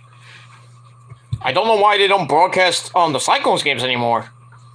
I guess people got mad because they wanted to hear like rock and roll. They wanted to hear. There used to be a Russian show every Tuesday night between 6 and 8 called what was it called? Our Time, I think it was called. Back in my day when I was working for Kingsborough Radio, that would come on at 6 o'clock. My friend would do his. My friend Phil would do his show, and I'll be on the show later on. Or on the show, helping out and everything. And then the Russian show would come on from 6 to 8. And I would have to put the tape in. I was good friends with the guys and everything. Put the tape in, and then sometimes I would stay or go out with my friend Greg, because we would either go to the library and play on the computer and everything, try to meet women and shit. Back in the day when the internet was around and started. You know what I mean? AOL 2.0, stuff like that. We would go to the library and just, be in the library from like 6:15 to about like 7 o'clock. Then we would leave, go out and get a big pie of pizza, bring it back to the radio station, eat it before the show, and then during the show we'd bring big thing of fucking Pepsi, which, as we all know, when you drink Pepsi, guys, you make the girls go, oh, shit! But I digress. So we had that. But I think when the Cyclones started coming around in 2000, I don't know. I think that kind of got either that Russian program was earlier, or it cut into their time, and I think they kind of got pissed off about it. I don't know what happened. I wasn't there. I left Kingsborough Radio in 98, early 98, and then I was back on and off. I was back with my friend Walter on his Latin show on Sundays from 99 to 2000. So after when the Cyclones started in the summer of 2000, I didn't know anything else about that Russian show or any other show, because most of the shows on that when the Cyclones were playing were all preempted during the season. So, but now it's not there anymore. I don't think, because I don't see anybody broadcasting, except if you're from like Hudson Valley or any of the affiliated teams of who play the Cyclones. I don't think that I think whoever the general manager is, or they had a falling out with the Cyclones. I don't know. But when I was in Brooklyn College, we did it. We somehow got permission to do it, but we told them we're not gonna do it live. We're gonna do it on tape delay. But we lied, and we did it. We actually did it live, but they didn't know we were. They really don't. The Cyclones management never knew that we were doing it live, and that kind of pissed off people in our radio station that had their shows. So like they would come in and say, "What are you guys doing? We're broadcasting the Cyclones game." "No, turn it off. I want my show." And we're like, "Bitch, no." One girl, we called her the Fat Whale. She supposedly was kind of like running the thing. We're doing the show. She wants us to shut off the feed to the Cyclone game. And we're like, "Bitch, no." And then they got all mad at us and everything. But we still did it. I don't even think they do it no more. I think Brooklyn College Radio, if it still has a sports team, I think they just do basketball. I don't know if they do volleyball. I don't know if they do any of the sports that Brooklyn College has. But when I was there with Brooklyn College, we had some good times with the basketball team, some really bad times when the basketball teams, both men's and women's team, stunk.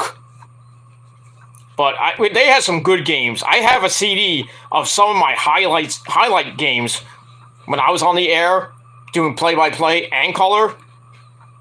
There are some good ESPN-like moments, if you will. There's a game where the men's team was down, and some guy goes up, and he dunks it on this guy, and I go, "Oh my God, it's a facial!" Blah blah blah, and then the guy next to me, my color commentator, who was the sports director at the time, he chimed in with his color commentary. Then he took over the play-by-play, and then they stole the ball, and then he got possession of the jump ball. And I go, what a play, blah, blah, blah.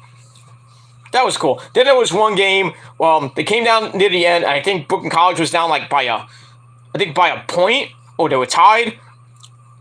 Guy comes down, goes up for a 3-point shot, and I go, "It's up in, it's good, Brooklyn College wins, oh my God!" Ah! You know, I'm going up, I'm screaming up a storm. I still have the CD somewhere, somewhere in my, somewhere, I don't know where it is, but if I find it, I will gladly put it in, hopefully I can put it in the desktop, get it up on, whatever, it comes up on, Windows Music Maker or whatever it is, I can put it up on, or maybe I doubt Spotify, but if I find it, I will gladly play you a little clip of that, if I can, but I have to find it. But I have it, I just don't know where it is. But yeah, that's it. Anyway, we move on. Will Rowdy says, "I'm actually on your live stream. I usually miss them and watch your videos after. They're always good." Well, thank you very much for that. I appreciate it. See, I appreciate my fans, unlike certain other people. JD. Just saying. Just saying. Rowley says, Budgie is a bird, Peter, just to let you know. Okay, there you go. See, I learned something every day. So, Budgie, in, I guess, the English version, is called a bird. Like, bangers and mash is steak and potatoes. Or mashed potatoes and whatever. I know what it means. I know what it is, too. I've had it once before. Damn, that's making me hungry now. God damn it. Anyway, obviously, my tennis is, yeah, pretty similar to parrots, but a lot smaller. Lauren says, what kind of bird? My father had parrots. I had 2 parakeets. My cousin right now has a parrot. Can't talk. Has a parrot. See, I'm losing my voice. Ah! So, we got that. So, Lauren says, in the States, it's called parakeets. Yeah, I had 2 of them. The bunny story was upsetting to hear. I'm a pussy when it comes to animals, to be honest. I get too attached to them. Well, doesn't everybody? Doesn't everybody? It's like getting married to your significant other. You've been married for like 10, 15, 20 years. You're attached at the hip. You can't get away from them unless you get actually divorced. See, I'm attached at the hip to the old ball and chain. Been together for 14 years. Both of us didn't think that we'd be together this long. But, you know. Eventually it's going to come to an end, but hopefully not anytime soon. Sorry, trolls. Because you can't have her. And sorry, ladies, you can't have me yet. Only in your dreams. But we'll move on. Obviously, my tennis. We got a lot. Holy crap. I don't even think we're going to do this review tonight. We're at almost 2 hours right now. But let me get to them, and then we'll just skim through the Dynamite review. But keep them coming. Keep them coming. I don't want to go all night because I got work tomorrow. And I think you guys do too. Alright, where are we here? Alright, yeah, Lauren, budgies are practically parakeets. Real What Rowley says, God, that's awful about the bunny and Sasha the dog. Sorry to hear that. Yeah. Yeah. Sasha was a good dog and then had cancer in the nose and brain area, and it was just a matter of time before she gone. And same thing with my sister's dog. It became our dog named Cody Coyote. Yeah, he died, I think, with the same stuff. I think he died of cancer. She just lost my sister. She had a dog named Hank. I forgot how he died. I think he had something in his nose as well. She has a dog now that she's had for a long time named Lulu. She has kidney problems now, and now she gets every night. My dad has to go up to my sister's apartment and jab her with the shots and everything. So not great. The dog doesn't really like it that much. You have to feel for the dog, and you feel bad for my sister. My sister has horses. She's lost horses as well. She has, I think, like 2 or 3 new horses now.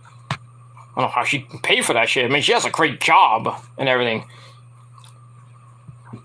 My sister is a graphic designer for not a major company, but she designs book covers, and they are very good. She is very good at what she does. She's more talented than me. I hate to say that. I'm not dissing myself, but she's more talented than me. She has, the golden hand, I guess you can call it, because she's, she's a good artist and everything. She designs book covers. So she has the golden hand. I have the golden voice. And the silver tongue, if you know what I mean, ladies. But yeah, the Gilmore clan are talented people. Even my cousins, and all my cousins might. I have a cousin that works as a DJ. He has a very, not famous, but it's well known in Brooklyn. He has a DJ company with his friend. My uncle kind of works for him too. What else? Yeah, my cousins are they do their own thing. They're all of them are very talented. I'll just say that. So the Gilmore clan are very talented people and very nice people. Just don't fuck with us. Because it won't end well for you, I guarantee that. But I digress on that. I digress on that. But yes, Sasha dying really kind of hurt my dad mostly. Because he was so attached to Sasha and everything. But, the bunny story, that's my sister's bunny. But the way it died, it scared the fucking shit out of me. Okay. Obviously, no one says, awesome, Lauren. Cool. Oh, no, no. Damn it. What? Yes, Mike. What? What do you want? Somebody said my name. They didn't say Mike Awesome. They said awesome. Yeah, but it's my nice name. I know that. Well, we had a lot of comments in tonight. We have had most 6 people. This is probably like the best show I've done in a while. Yeah, because you're awesome, Gilmore. And your fan, these guys are awesome. Is Nick here? No, I haven't seen Nick in a while. Where is that bastard? I just wanted to say hi. Well, say hi then. Hi, Nick. Hi, Nick. Hi, fans. Hi, all you fans out there in YouTube land. You bastards. Just remember, I'm awesome. Okay. Calm down. Is Prince here too? He was. I don't know where he is now. Now you tell that motherfucker I'm gonna see him in 2 weeks. I'm gonna put him to a flaming table. Okay, I'll relay the message. Just remember, I'm calling it 50-50. Right down the middle at it, like Bill Alfonso. So don't give me no bullshit. I'm gonna tell Prince the same thing. I want a good, clean fight. Okay? No bullshit. Okay, Mike? Okay, Gilmore. You just tell Prince I'll see him on May 29th at Double or Nothing in a cage. Okay. Good. Good. Goodbye, Nick. Goodbye. I gotta go. I got a ton of comments. I gotta get out of here. My head is pounding right now. So I'll talk to you later. Okay? Okay, Gilmore. You have a great show and feel better. Oh, thank you, Mike. I appreciate it. Now go over there and tell Miss Elizabeth I said hi. Just be aware. Just watch out for Randy. He's been drinking at the bar.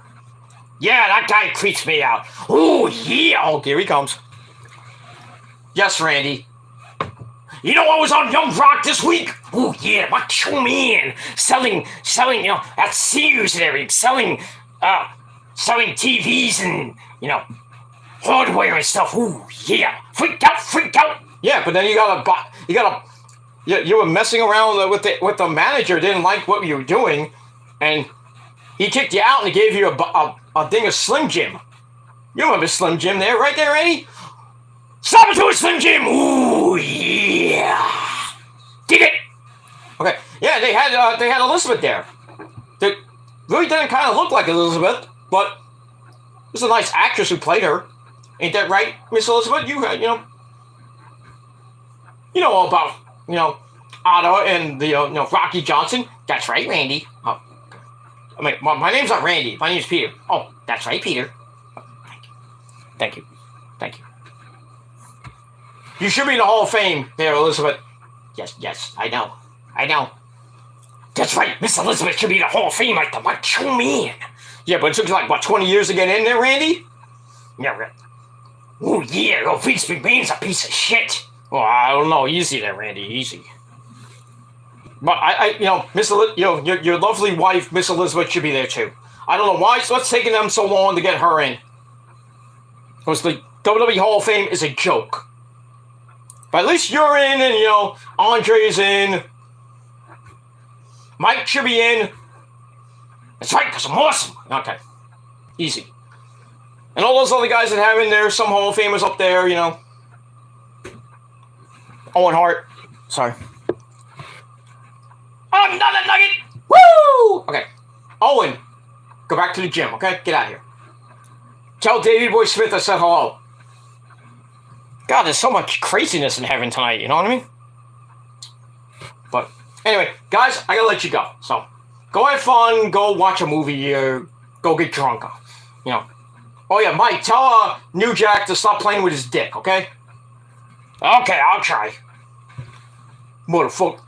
Get out of here, New Jack, with a scythe. I'll put that fucking thing up your ass again. Motherfucker.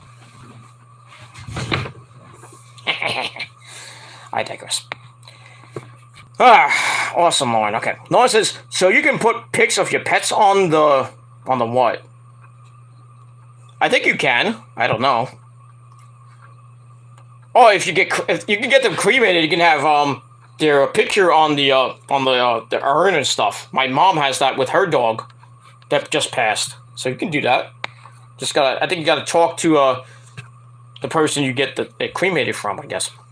Obviously, No My 10 says, I can't stand it when you get those heartless people who say it's only a dog or it's only a pet when you mourn over a loved pet when you've had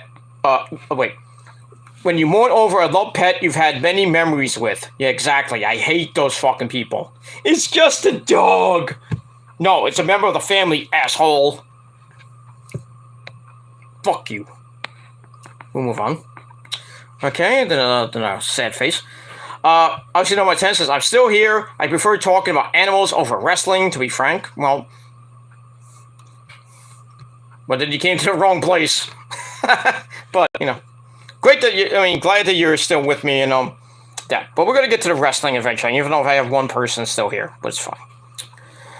Exactly. There's been times where I've had to hold back tears due to personal reasons, and my dogs will come over and start trying to give me a hug. They sense when you're sad. Exactly. That's what Zeus does most of the time when Rosa would go on assignment or she'd go away. If we kind of have a fight and she goes away for a couple weeks and never comes back, because that's happened before when me and her split up when I did the bad thing and cheated on her for she went away for a couple weeks and then. Thankfully, she came back, and then usually when Rosa goes away, when she has to go on assignment, now she's she's away now, but she's hopefully coming home this weekend or early next week. I don't know yet because her mom's not doing so good. So I don't want to, I hate to bring that up. So whatever, but yeah, but Rosa's on assignment. So, but yeah, so I have Zuzu here, keep me company. But, she hugs me and she knows she misses her mommy. So, they sense everything. But I digress. Okay. Real Rouse says, JD from New York, not a fan. I see, Peter. You not like him. A lot of people in wrestling world don't like JD. Well, JD's a fucking egomaniac. He's a Braves fan, which pisses off a lot of people. How can you be from New York and you like the Braves? Would have been worse, he likes the Yankees. I mean, there are a lot of people that I follow that are from New York, like the Demon Diva Issa. She's from, I believe, I don't know if she's from Manhattan or she's from Brooklyn, where I live. But she's fucking hot, that girl. Ooh, what the things I would do to that chick. But I can't touch her. But she knows the secret. She wants me. But anyway, she's a Yankee fan, so we would clash. Rose is a Yankee fan. Supposedly, she likes Mutts and the Yankees, most of the Yankees. But so we clash so often. She doesn't come with me anymore to wrestling events. So I try to get her to go with me to WW, or sometimes I try to I want to get her to go to WrestlePro or maybe Outlaw on June 10th. But it depends on if we're going on vacation around that time. But she wants to stay home. And let me go be my friends. I'm like, well, I want you to, come out, meet the wrestlers, and talk, see the wrestling like you used to do back in the day when I took you to Ring of Honor. I think she's scared of going with me to wrestling events now because of that Faithful Day Final Battle 2012. You know the one. We sat front row. I had a nice big beverage right in my hand. Next thing I know, I almost had Michael Elgin fall in our laps. If you have Final Battle Doomsday, Final Battle 2012, Generico, Steen, Ladder War 4, that pay-per-view, if you have that DVD, watch the first match. You will know what I'm talking about. When you see Roddy throw Elgin into the guardrail, you see me and Rosa like this. Ah! And then my drink fell, and then I started yelling at Elgin, like, you owe me a Coke, Elgin! He still owes me a Coke, but he's been blacklisted from the wrestling community for a long time for what he did to his wife, Mischief. Still will not live that down. It is what it is. All right, Lauren's gonna go because she has a dentist appointment in the morning. Well, that's gonna suck. Then she says, "I said she had the match with Impact." Yeah, you did. I saw that. I saw your thing on Discord. Deanna. Well, Deanna's in Impact, and so is Taya. So they wouldn't have been on the Joker. Definitely wouldn't have been the Joker. All right. Will Rowley says, "You watch NFL, Peter? I'm a Saints fan myself. Not sure who you support. You need to watch some of my videos sometimes, dude. I know you're from the UK. You got your things. I know it's a time difference. That's fine. But really, please watch me during the fall when football season comes, because I will be rooting for the San Francisco 49ers! Redemption time this year, my friends. Redemption. Now, I don't know who's going to be starting quarterback. I think it would be Trey Lance in week 1 against the Bears. But from what I saw with the Niners, their schedule is rough. Bad. The first 8 games, the first half of the season, it's just, First week at the Bears. Trey Lance versus probably, I don't know who the quarterback for the Bears is. Probably a rookie or that schmuck they still have. That should be a tough game. Then they come home, and their home openers against Seattle. Thank God no Russell Wilson. So that could be a possible win at home at Levi Stadium. Then they go to Denver. Denver, guess who has Denver? Russell Wilson. That's going to be a tough game. Then they got the Rams during that first 8 games. They got the Rams, of course. And then I think they have Atlanta. I think that's in Atlanta. That's a tough one. They got the Raiders on. During the season they play. They got Tampa Bay coming up. They play Brady, of course. So that's gonna be fun. I hope they beat the shit out of Brady. Put him in the turf, and it's like, hey, you're done. Injure him. I'm retired. Go to Fox, asshole. Injure him, and retire him for good. Put him out of his misery. We don't need him back. Fuck Brady. But it's like, we'll tell Brady, it's like, you should have came to us, dude. You had the chance. You had a good chance. Same with Rodgers. Well, fuck Rodgers too, because he knows that if he goes to the playoffs and he faces the Niners, he will never win. He fears us. He fears the 49ers. He really does. But looking at the NFL West this year, I think it's going to be a 2-team race, maybe a 3-team race. But I don't even think the Arizona Cardinals are going to do anything. Kyle Murray is so out of touch with the management with Arizona. I don't think they have Bruce Arians on the team anymore, or whoever the coach was in Arizona that's not there anymore. I don't think. So Arizona's going to be a different team. Seattle's gonna, with Pete Carroll still at the helm, I still think he can probably get Seattle going. It's gonna be a rebuild for Seattle, so I don't think Seattle's gonna be involved in the NFL West. So I think it's gonna be a 2-team race. It's gonna be the Rams and the Niners, and we'll see what happens with that. I would love for Trey Lance and company to come out on firing on all cylinders. Bosa will be back, Kittle, Ayuk. The new players they got in the draft, which they had a pretty damn good draft. Debo.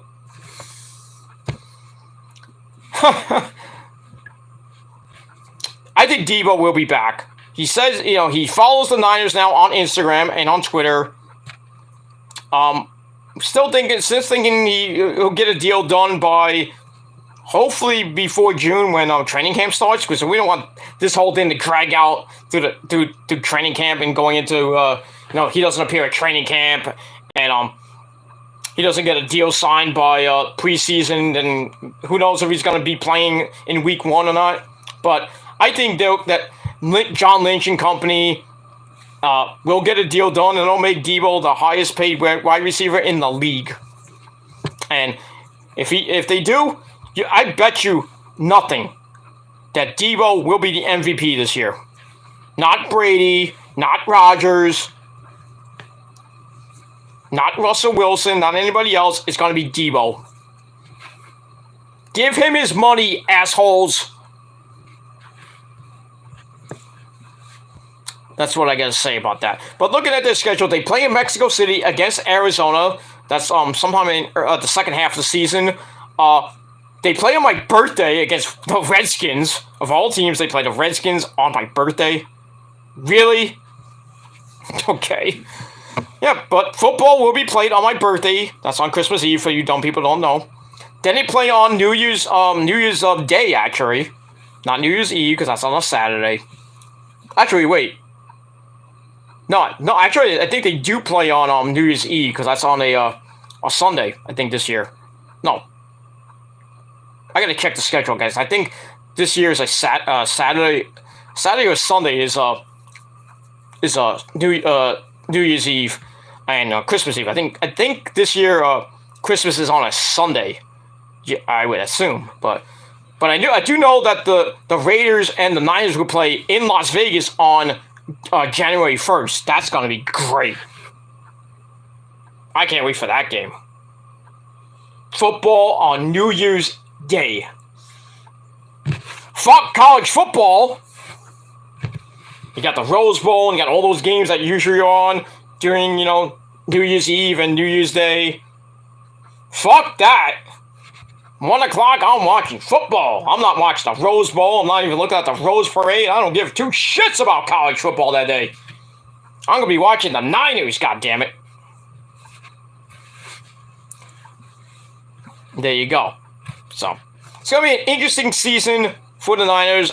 Looking at the schedule, I'm gonna do a preliminary, but when the season comes around and I get the good old-fashioned Bible of all football talk, I'll give you my actual what I think that they're gonna do. But right now, looking at the schedule right now, I'll probably say 9, maybe 10 wins at most. I think they'll be a wild card team, but that all depends on what Trey Lance does. I don't think they're gonna keep Garoppolo.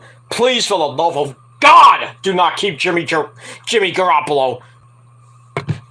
I think Garoppolo is going to be gone by training camp. He's going to go on another team. Where he goes, I personally don't give two shits.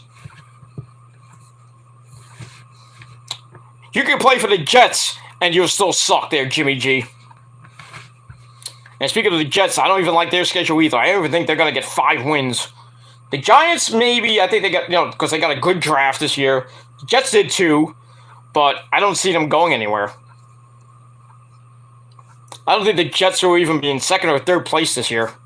There'll be another rebuilding year for the Jets and Robert Saleh and company. As far as the Giants go, they got a good draft, like I said. They may make a wild card, make a run at the wild card. I don't think they're going to win the division, though. At this moment, I would probably give the Giants 8, maybe 9 wins at most. But sorry, Vic DiPotato, I'm sorry. Hey, Vic, can you get me Giants or Jets tickets for $2? Let's see. But yeah, I'm a Niners fan and I'm a Jets fan, but more Niners fan because of my brother from another mother. The guy on. Over there. There you see. You see it behind me? That's my brother from another mother, the biggest Niner fan you know. Sadly, I got taken way too soon, almost a little over 2 years ago. Sucks. I miss him every day. Just sad the way he died, and that's all I got to say about that. Natural causes, by the way, if you want to ask what happened.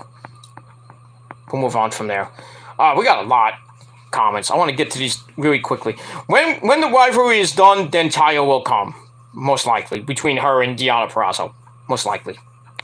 Taya will be there when the rivalry is done. Yeah. Bray Wyatt. I don't know if he'll be in AEW.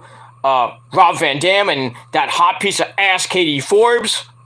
I could probably see them in AEW. I think they may come, especially Katie Forbes.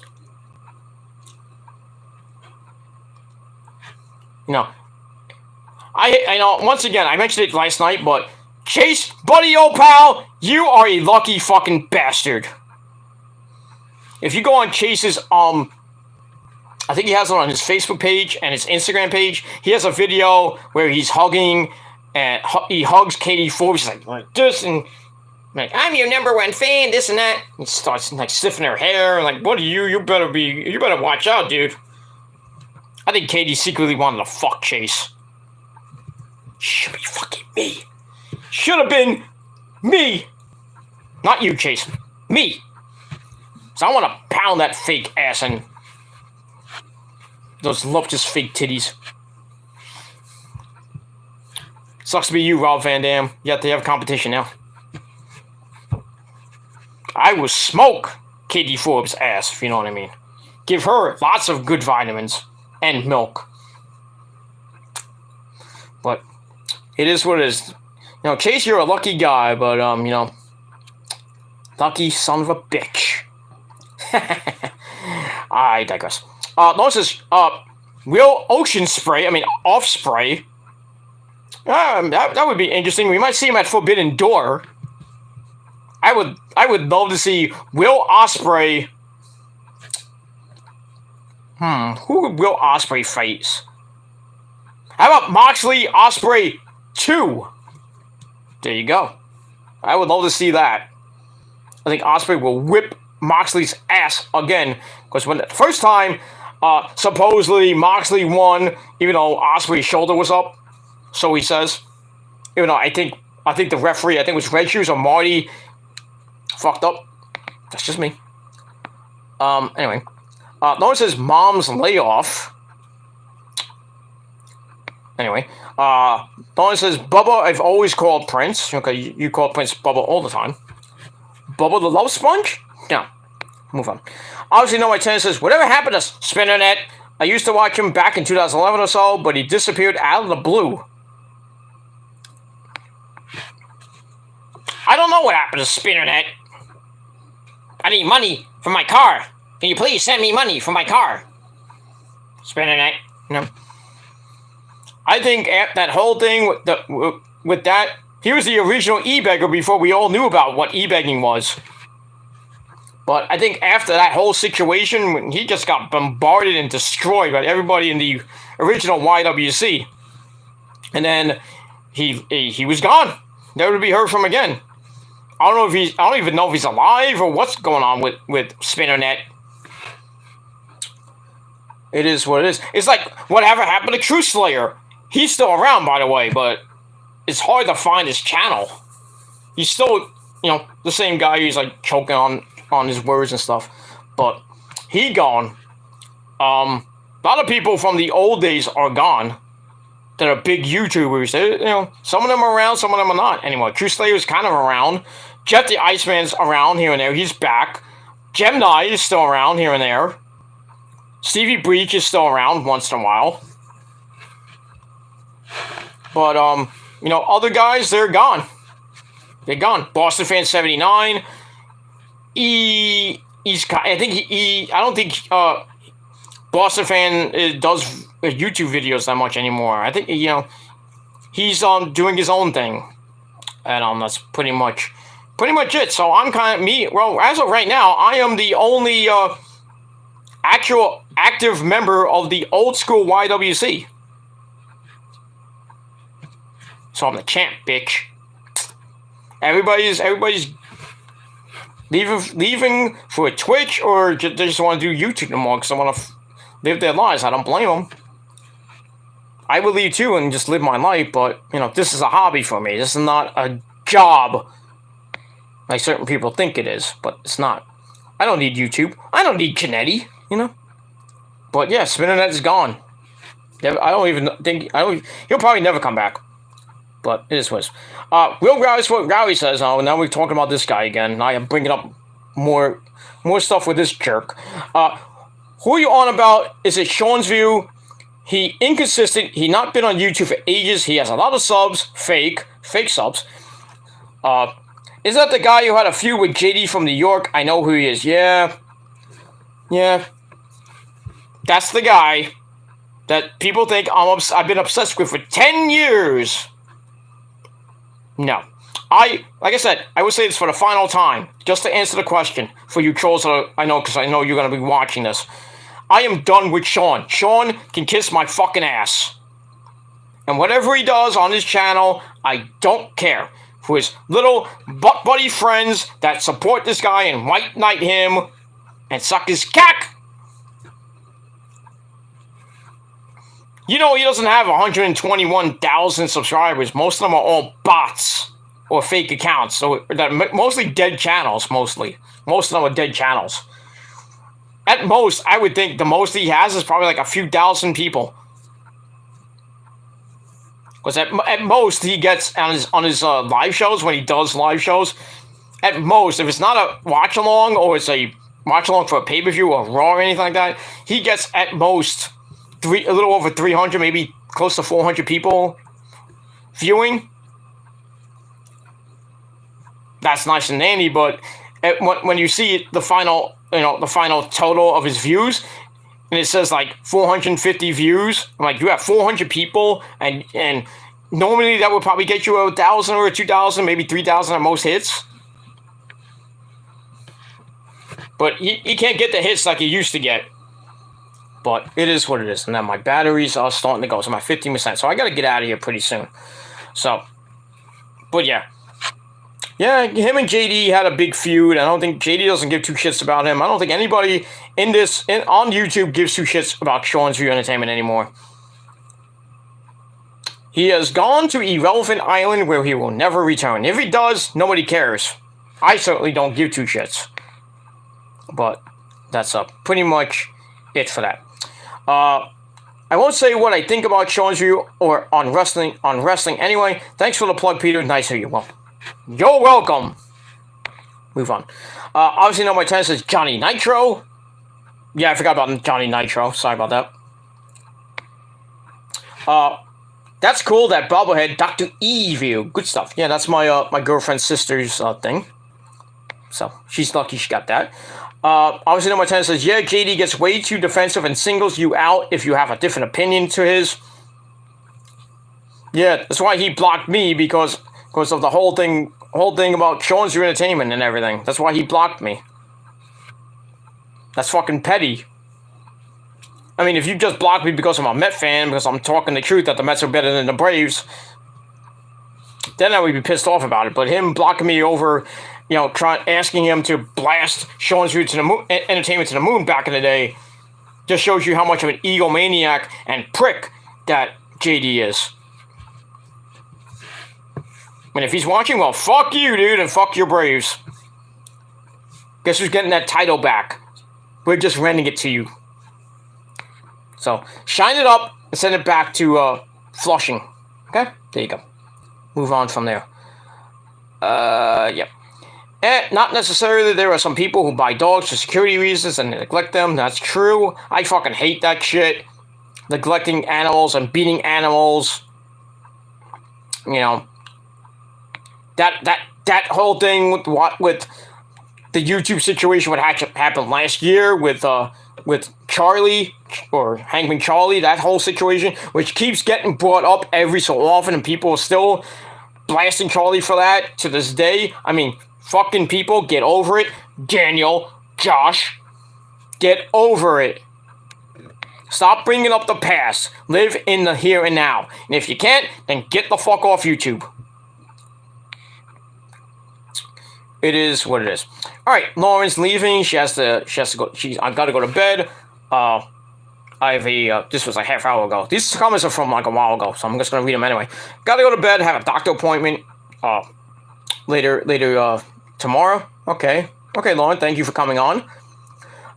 Real Razzle says, some of the things I've seen on Sean's View when I'm watching is unbelievable. I shouldn't say, but I saw someone getting bullied by 3 guys on a live stream. I turned it off. I wanted to watch wrestling, not that. Yeah, I can't be on a panel that's, I'm trying to have fun, shoot the shit, talk about wrestling or whatever the topic is. But if it then becomes a pain in the ass when other people come on that I really don't like, but I try to, keep my composure and everything for the sake of the host, whether it be CTB or Chase or anybody, But you have people come on, and then they start yelling at you, and then it becomes a humongous drama fest. I'm like, I'm not going to be here. It's like, you know what? I'm out of here. I'm not going to get ganged up by 3, 4, 5 people. I'm out of here. But that's what, these streams are these days. They're a bunch of drama fest. I mean, no disrespect to ZDB or Leon or Kevin Daddy or Chase or anybody, but some of these streams, you get these people that come on or in the chat and fuck everything up because they have no fucking lives. They want to start shit. Oh, Peter, you do the same thing. No, I don't start shit. I just give my opinion. I have a good time, and if I'm on a panel, I shoot the shit with Chase or anybody. Okay, I don't start shit. So that's more slander. So fuck you. Yeah. All right, Lauren says good night. All right, night to Lauren. Lauren subbed to Real Rouse for Rally. Good job. Get him some more subs. The guy needs some subs. Give him some love. Give me some love too. Tell your friends to tell their friends and have them sub to me. I could use all the help I can get. Obviously, no one says this. Haha. Real Rouse for Rally says thanks, Lauren. Well, I'm not gonna say her last name. Lauren, that's nice of you. Sorry, Peter, you're just replying to Lauren. That's okay. Lauren says, good night, Mikey, PD, Rally. Bye, Lauren! Bye! Okay, get out of here. Thank you. Alright, few more comments, and then we're going to quickly get into this review, and then we're going to go to bed. It's 2:25 in the morning. And we're already over almost 2.5 hours in. Obviously, No My Tennis says, you sound like WJ with that impression. Which one? The Mike Awesome impression? Hey, what are you talking about? That's me. I don't talk like WJ. Alrighty, that's WJ. Or with the Macho Man Randy Savage. Ooh, yeah, did. I do a lot of impressions. You want me to do a whole stream doing impressions? Or just give me a list. I'll do it. I've done it before, and I got a lot of hits. That was way back in the day. Like 2011, 2012, I think. I did a whole... It was actually one of my comeback videos when I took 4 months off of YouTube. I think in 2011, 2012. The comeback video, I talked about wrestling, and then I had a whole list that Rose, I gave to Rosa, and I had a list of names that I did impressions for. I did all the impressions, and it came out good. I got a ton of hits on that one. Back in my old school Human Killer 99 channel, my baby back in the day. Sadly, it's not there anymore. I do have another Human Killer 99 channel. It's a backup, but I don't use it. That's just a backup if God forbid one of my channels goes down by some stupid idiot trolls that make false privacy complaints. Right there, Steven? But I digress. We'll move on. But yeah, I don't sound like WJ with those impressions. I can do a good WJ, but you understand here. WJ, you understand. Yeah. Good match. Until next time. No. Stuff like that. But, thank you for the comment anyway. Thank you for the compliment. Real Rabbit says, sorry, NFL chat. Haven't you got Jimmy Garoppolo as quarterback? He okay, better than Winston. That's, he was on what was he? I forgot what team he was on. I think that guy that was on what used to be Jamias Winston. He used to be on Tampa Bay, and now he was on I think he was on the what team was he on last time? I forget. But anyway, yeah, I get what you're getting. For us, I wanted Teddy Bridgewater, but he went to the Panthers instead. Yeah. Yeah, Jamias Winston's on the Saints now. So that's your problem, dude. But as far as my Niners go, I don't know what's going to happen with Garoppolo. I think he has one. I think this is his last year on his actual contract, and Trey Lance is coming into year 2. I'd rather have Trey Lance be the starter on week 1 than Jimmy Garoppolo, and Garoppolo stinks it up for half the year. Then he turns it on, and then the Niners go on a humongous run like they did last year, get in the playoffs and have a humongous, awesome freaking run to the NFC title game, and if they didn't near the end, they would have been in the Super Bowl and probably would have beat the eventual Super Bowl champions, which were the LA Rams. But I think we could have saw Bengals Niners 3 if if Garoppolo didn't fuck up in the fourth quarter, and the defense, they just took the pedal off the metal, like that easy dropped interception by, I think it was Target. Ugh. If he would have caught that, the game would have been over. Niners would have went to the Super Bowl, probably disintegrated the Bengals. The little things that happen in the NFL. But I personally, if I'm a 49er fan, I do not want Garoppolo back on the team this year. I do not. Get him out of there. That's it. Bridgewater went to the Dolphins. Oh, we went to the Dolphins. Okay, my bad. I read that wrong, but I got it. Real guys, says, sorry, Peter, being stupid. What is the YWC? The YouTube wrestling community. That's what it is. I'm from the UK. Don't understand. Is it New York wrestling community? I'm guessing. No, that's the NYWC, which is a different term. It wouldn't be called the New York wrestling community. There is a term. There is a NYWC, but that is a wrestling community. It's called the New York Wrestling Connection, based off in Long Island, New York, with Wrestle Pro and Creator Pro. That's in Long Island. But if you want good New York style wrestling, you got those three promotions. Outlaw Wrestling, which is based off in Brooklyn. Warriors of Wrestling, which I went to last Saturday. They're based off in Staten Island. Pro Wrestling Magic in Jersey. Lot of stuff in the Northeast. H2O, that's Deathmatch Wrestling. GCW, which is worldwide. Well, actually, all around the country now. ICW, or No Holds Barred, which just did a show in Boston. They're going to be going to Australia pretty soon. Like I said, ICW. What else? JCW, the original version of GCW. JCW is now called Jersey Championship Wrestling. It used to be called Jersey All Pro Wrestling, JAPW, but that's gone. But there's a lot of things, a lot of good independent wrestling in the New York, New Jersey area. So if you ever come to the States there, dude, come on down. I recommend, if you're in the New York area, I do recommend Wrestle Pro and Outlaw, and Outlaw's in the Brooklyn, New York area. They will be in Brooklyn on June 10th. I'm hoping to go to that. Depends on where I'm doing by June 10th. I might be in Florida. I might be somewhere. I don't know. But if I'm still in New York by June 10th, I will be definitely going to Outlaw versus the NWA. That show in Brooklyn. I would definitely be going to that one. But like I said, I don't know when. I have my vacation plans all set up. I just haven't put the date in and got the tickets yet. I have the plans for it, but I just gotta set up the dates. But I don't know the dates yet. But I will be going away this summer. Just letting you guys know. So for you dumb trolls, right there, Nikki Ers.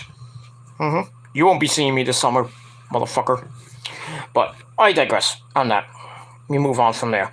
But yeah, if you if you decide to come to the States, and you come to New York or Jersey, like I said, I recommend Outlaw, Wrestle Pro, Warriors of Wrestling, definitely Warriors of Wrestling. Tell them Peter Gilmore thanks for that one.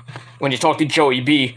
And if you're in Jersey, you can see ICW, GCW, because I'm always at the Showboat Hotel and Casino. You just gotta find out their dates. Just go on GCW, I should say. ICW, No Holds Barred, or NHB, because they're doing a show in New York, I think later in June. GCW is gonna be around the New Jersey area, back at the Showboat Arena in June. So if you want to come see that, go ahead.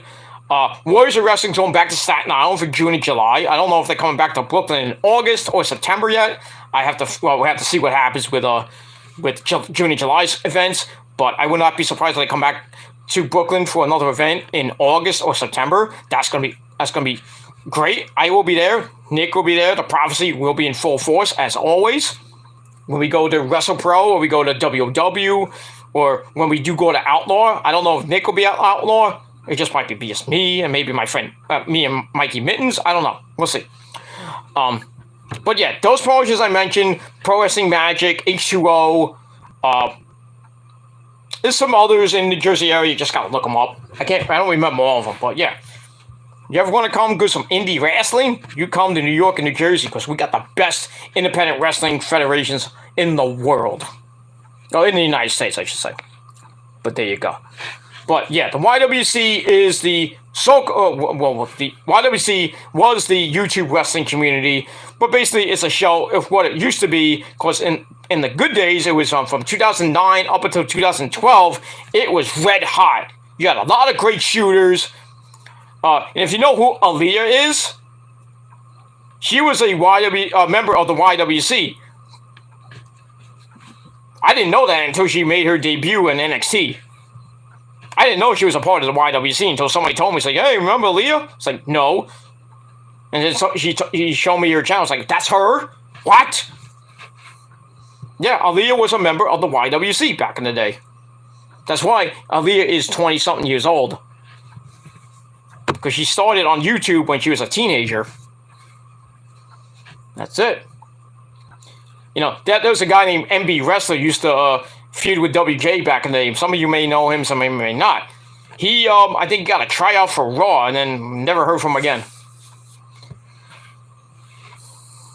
But that's it. But yeah, the YWC had its great, good years from 2009 up to 2012. And then basically from 2012 up to now, it's been a really big cesspool. And you can only blame one guy for the destruction and end of the YWC. Besides the trolls that are out here now, but then back then, the one person that killed the entire YWC by showing his cack, and that guy is Sean Entertainment.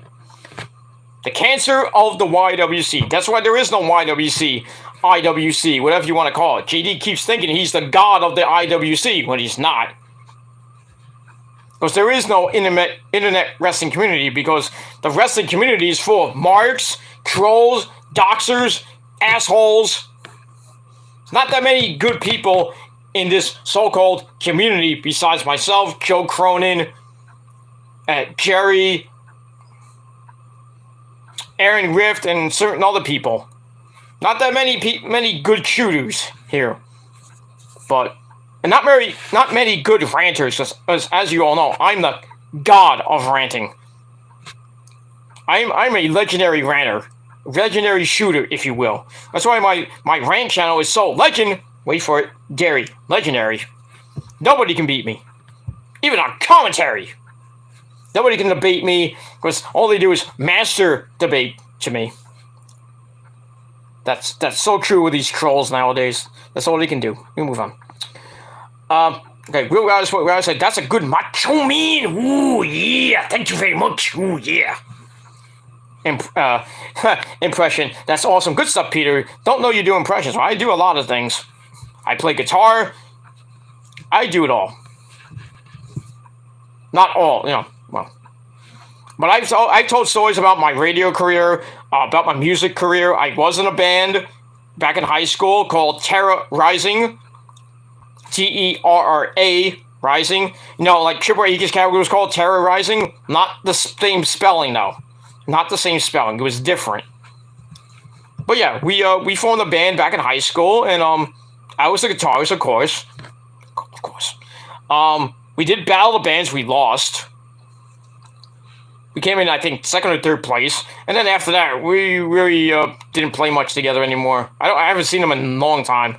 They moved on. I moved on. I didn't really get into another band after that. I still play the guitar, the electric twanger at times. I'm not saying I'm Eddie Van Halen or anything. I'm pretty damn good. I just haven't played in a while, so I'm kind of rusty. But I will be getting that guitar fixed when I can. So I'm thinking about getting that guitar fixed. I've been saying that for a while, but the problem with the guitar is I have to take the strings off, I have to clean the guitar,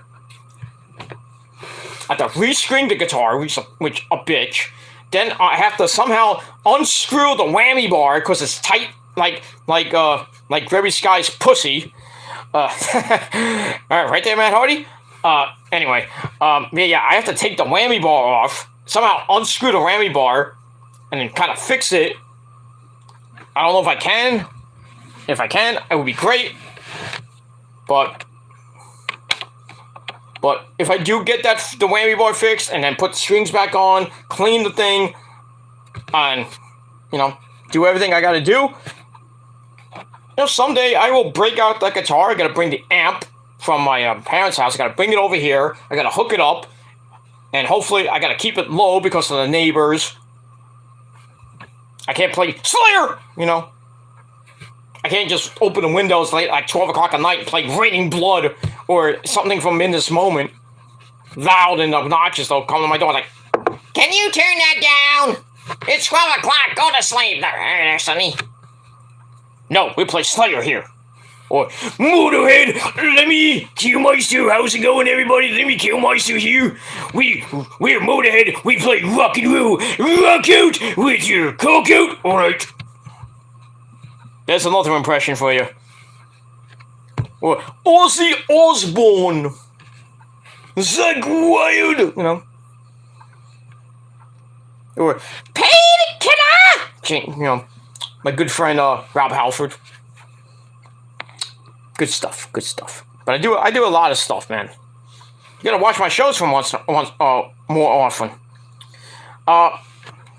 Damn, I got a lot. God damn. I'll probably be up for another half hour doing this fucking show. But it's good I got a lot of comments, but I will be getting to the review. I'm just going to skim through it, give you my thoughts and opinions, and then that's it. Okay. Tell you who I like. Pat McAfee, his YouTube show, really good. Good commentator, too. Thoughts, Peter, before you chat about AEW. I love Pat McAfee. Pat McAfee is a breath of fresh air on that SmackDown. SmackDown. He really compliments Cole to a T. It feels like Jim Ross and Jerry the King Lawler, or Gorilla Monsoon and Bobby Heenan, or Vince McMahon and Jesse the Body Ventura. What I tell you, man, he makes Cole look actually good, and he's a fucking legend. He brings a lot of passion, enthusiasm. He's great. He's a good wrestler too. The guy is amazing. He's a legend. And I love him. Not like that, but you know what I mean. Can't go wrong with Pat McAfee. The guy is a legend. And that's it. We'll move on. Create a Pro Wrestling School. Brian Myers and Pat Buck train lots of people. Max Caster, Chris Statlander, Lauren, Prince Idol. There you go. If you follow Joel Maximo of the Spanish announce team, Joel and Jose Maximo, the Maximo brothers, Joel trained me for a brief time. Not a lot, not a long time, but it was like a few weeks he trained me. I learned the basics, that's all I know. But I had to stop because of my condition, and God forbid I killed myself. You wouldn't want that, would you? No, exactly not. I'm a Brian Myers fan and Matt Cardona there. Wrestling Figure Podcast is awesome. I don't listen to that shit. And personally, I don't give two shits about Matt Cardona. Fuck Matt Cardona. He knows why I hate his guts. Because he fears my good friend Mikey Mittens. And if you watch GCW, he spit water not once, but twice at Mikey Mittens at different events. Because he knows Mikey Mittens will fuck him up. And that's why if I ever saw him, I would just go up to him like you suck, Cardona. It's like, you suck, Cardona, and so does your girlfriend. She sucks my dick. Let him blow that water or beer in my face. I will fuck him up. It's like I'll be like, he'll spit into my face and go, and that's all you got there, Cardona? It's like, all right, I guess we all know who spits or swallows in that relationship. I'll say right to his face. I guess we all know who spits and swallows in that relationship. Right, Chelsea? Because she's been spitting and swallowing my cum. Ha ha! Take that, Cardona! Bastard. But anyway, thanks for the info. I love to come Mania week. I do NXT pay-per-view, Mania pay-per-view. Then this year, Impact pay-per-view was down the road from Mania Stadium and WrestleCon. That was in Houston. No. Yeah, WrestleMania was in Houston this year, and NXT and everything like that. Next year is going to be in LA. If it ever comes to New York again, I don't think I'm going to go to all that. I would not go. I would love to go to WrestleMania again, because I've been at WrestleMania 1, 3, 10, and 20. So, if WrestleMania 40 or 45 or 50 come around to the New York area, it was at Madison Square Garden. I probably would try to go to WrestleMania at the Garden, but if it's at MetLife Stadium, I am not going. If it was at Citi Field, I would think about it, but I probably would not go to the actual event. I would probably try to go to WrestleCon. Or maybe some of the indie shows that are there, like, with Ring of Honor does a show that's kind of partly with, AEW, I would go to that. GCW, definitely. Mostly the indie shows I would go to. I would not go to, like, fucking WrestleMania Night 1 or Night 2. No, that's too much money for my rich ass. But I would try to probably go to WrestleCon, maybe NXT, but it's a lot of money. You got to save up like 6 years worth of money of your job to go to WrestleMania. But this was, I think you're watching wrong YouTube shows, Peter G's. These loads of good ones shown to us: Sap, Denise Salcedo, A Fight for Wrestling, Ollie Davis, Issa, the New York Demon Diva. There's a lot of wrestling YouTubers. I watch Denise Salcedo. I'm subscribed to her. And wrestling, is it on Wrestling Inc? I'm subscribed to Wrestling Inc. Issa's on there too. I watch Issa on there. I watch Issa on her main channel, New York City Demon Diva, my Puerto Rican princess. She knows she wants me. Secretly, she wants me. You can tell I said that. No, don't tell her. She'll get mad at me. She thinks I'm a simp. But I love Issa. Issa is probably one of the best wrestling shooters and female YouTubers out there. No disrespect to Denise. I love you, Denise, and everything, but you know, there's not that many female YouTubers out there that do wrestling reviews and shows besides Denise and Issa. That's it. I mean, I know. What's her name? Tara, Lisa Marie Varon, and Mickey James and SoCal Val, they have their own show called called GAW. I watch that. I'm subscribed to that. That's fine. Francine does her own YouTube show. I watch that once in a while. But the main like wrestling people, I watch Denise Salcedo and Issa. Mostly Issa more than Denise. But as far as showing us Sap, I can care less about him. That's it. Now, like a lot, someone crap. I watched one today. Some woman talking crap about showing raw Sap. Oh my God, crap. Well, showing raw Sap fears Denise Salcedo. If you didn't know that by now, Denise Salcedo's a very nice lady too. But I digress.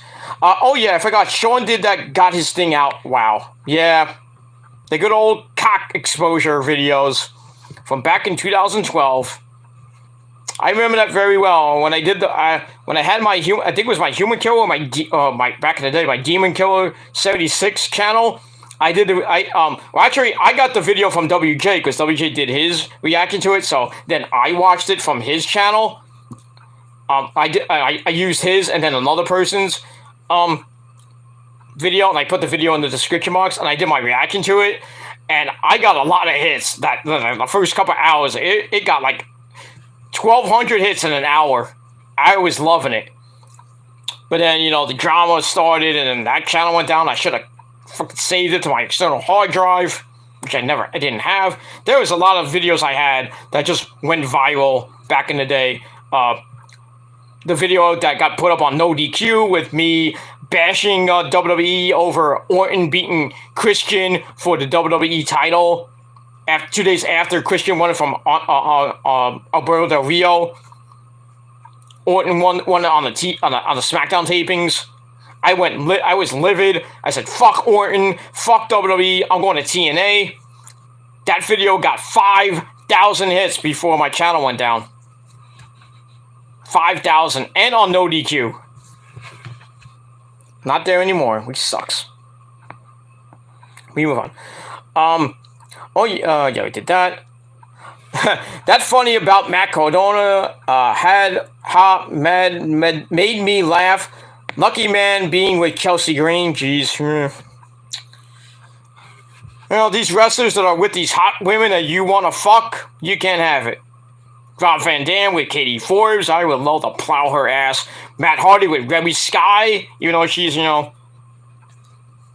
she's one hot Brooklyn-born hot Puerto Rican diva. Holy shit. She's still high maintenance for me, but I'd still fuck her. Because her legs are open like a 24/7 7-Eleven.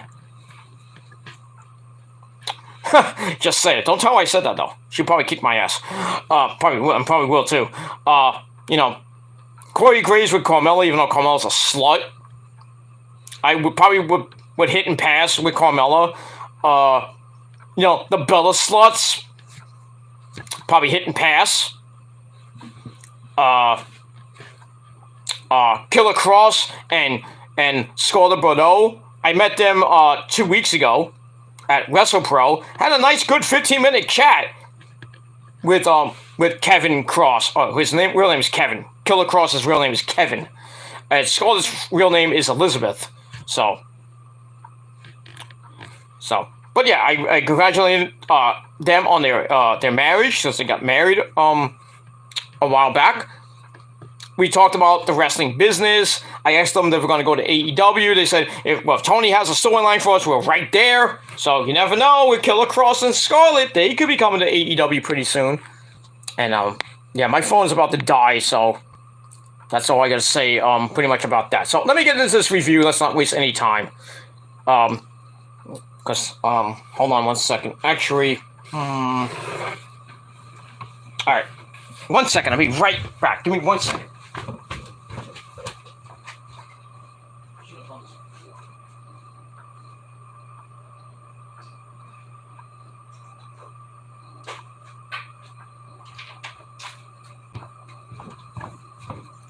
Sorry about that, guys. Hold on, I'll be right there. I gotta find find my thing here.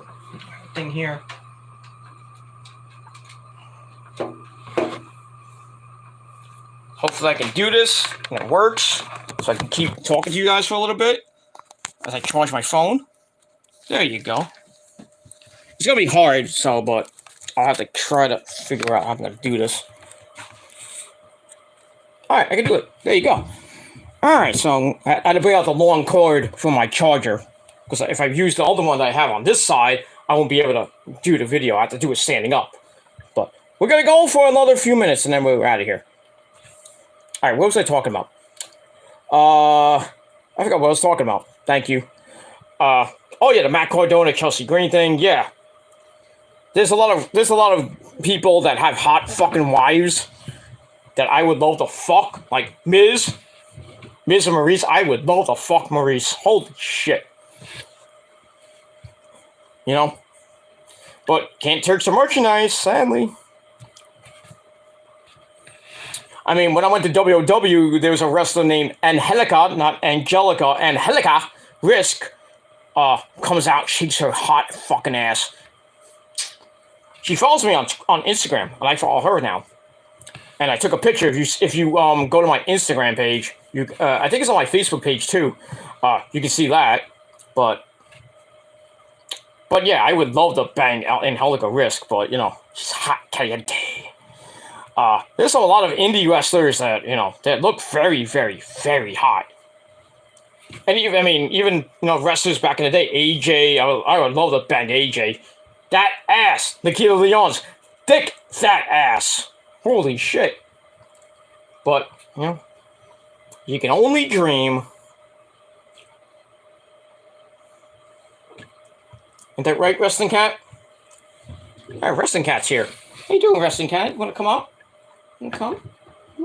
Can I get you? Can I get you, wrestling cat? Yes, I can. Here she is, ladies and gentlemen. Here she is. Here she is, the wrestling kitty. Yay! At 3 o'clock in the morning. Why did you bother me? I was taking a nap on your rug. But I wanted you to say hello to your fans. They haven't seen you in a while, dude. Because you were under the weather and everything. Now you're doing great. You're doing so good. So good, so good. Yeah, I know. You want to get down. I know. I'm going to put you down. Put me down, you son of a bitch. I will. I want you to say hello and goodbye to your fans. Okay? Hello, fans. This is the Wrestling Cat. I am back. Better than ever. Thank you all for your thoughts and prayers. And your well wishes and your cards. I love you all. Thank you all. I'm going to go take a mean shit. And don't forget clothes. Need Peter, get one alone. Yes, I know. I'm good. Okay. But I want you to say goodbye. Need Peter, get one alone. And I will scratch your eyes out and nick balls. I will eat your balls. Don't interrupt me in a connection. I know. Okay. Good girl. You see how I love this cat? Ladies and gentlemen, I love this cat. Right? Don't you love me? I'll give you some treats in a minute, okay? I might have some ice cream. I'll give you some ice cream later, okay? Okay? Because we're gonna have a late night snack and we're gonna go to bed soon, okay? Because I gotta go to work tomorrow. And Mama might be home this weekend. We'll see. Okay? You love me. Goodbye! Good girl. Go lay down. I'll give you some treats in a minute, okay? Now she's shedding all over the fucking place. So I'm gonna get some more allergies. Hey, messed up my shirt! I love her so much. But it is what it is. Alright, we'll move on. Okay. Yeah, so it's just me and Real Rowdy Sport Rowdy on, my good buddy from the UK. It's almost 8 o'clock in the morning there. So, top of the morning to you, UK bastards. Anyway, Real Rowdy Sport Rowdy says, why did it go to 36 minutes? I was at 2 hours. What the fuck just happened?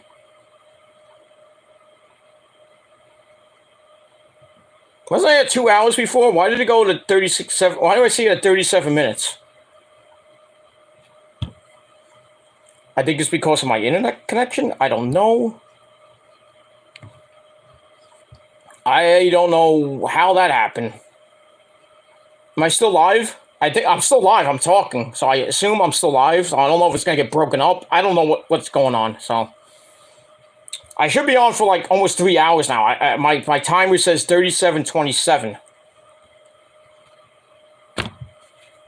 I hope I don't have to do this again, but I mean, if I...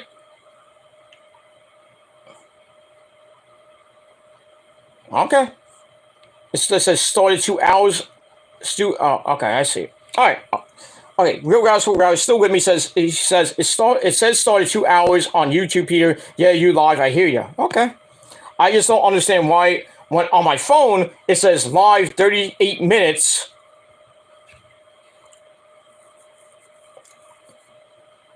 I have to see. I have to see when I finish this video up what happens. If it messes up, then I would do it again. But I don't know. I'll see. I might keep it up. I don't know. I talked for almost 3 hours and I had the video fuck up on my fucking phone. Because I think it's yeah, it's very weird. It was at 2 hours. Now it's at 39 minutes now. We'll see how it comes out. If it comes out like shit, I would redo it. I will sadly delete the stream and then redo it tomorrow afternoon. Okay? But let's see how it goes. Alright, we'll finish off. You're right, Peter. Denise and Issa are best women wrestling views on YouTube, and I watch GAW because the gorgeous Mickey James is on it.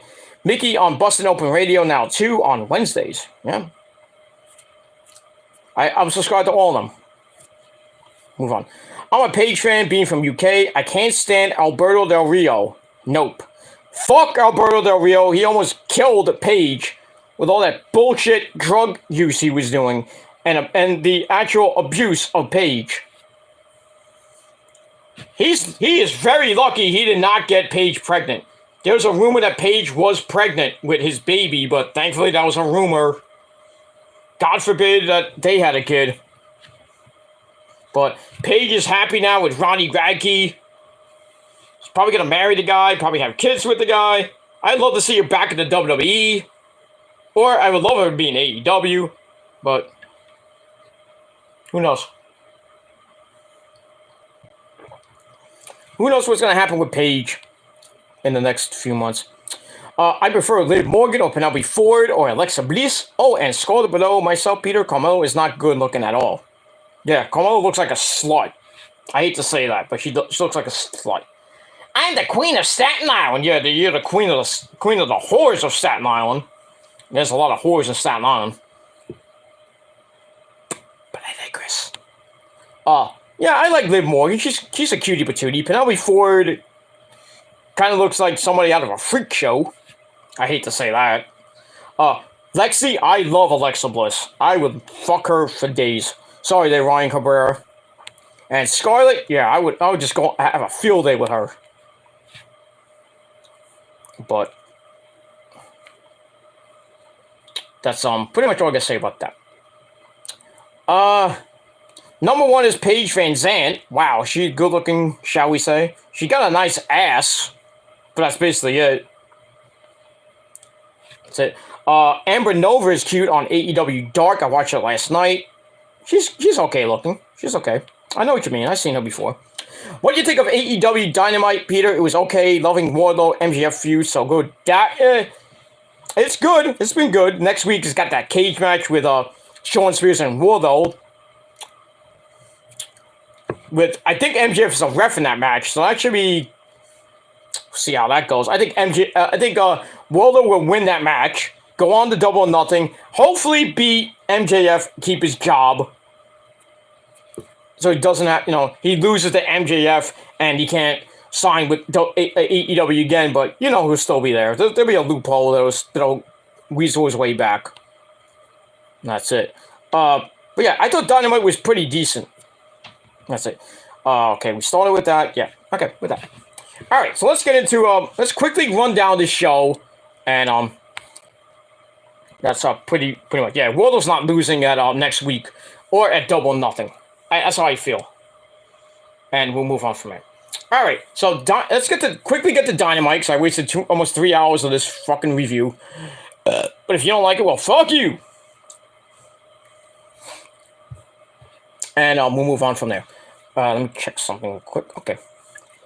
So, all right, so Dynamite emanated from the Fertitta Arena Center in Houston, Texas. Commentary team, as always, the man behind the mask, Excalibur, Black God, Jim Ross, and Tony Baloney, the legendary Tony Baloney Schiavone. So this was built as Wild Card Wednesday. And that's it. Let's get into it. Let's not waste any time. All right, we started with the fireworks, with the pyro. We're live in the arena. It's okay, man. It's okay. It's okay. Don't worry about the comments. Don't worry about it. It's great. I'm getting a lot of comments. It's great. And I know I've been really just doing comments and talking about various things, not getting to the review. Like, hey, it's 3 hours in. I'm not going to watch this. But you still watch anyway. But I digress. All right, so we get the pyro, get the opening sequence. Then we start off with our first match. The second part of the first round of the Owen Hart tournament. We had the Ring of Honor champion Samoa Joe taking on the Joker. Now, there was a lot of people that thought there was going to be Miro. It could have been Johnny Gargano. It could have been Cesaro. But Tony Khan on Busted Open Radio said it was going to be a debuting superstar. So throw Miro out.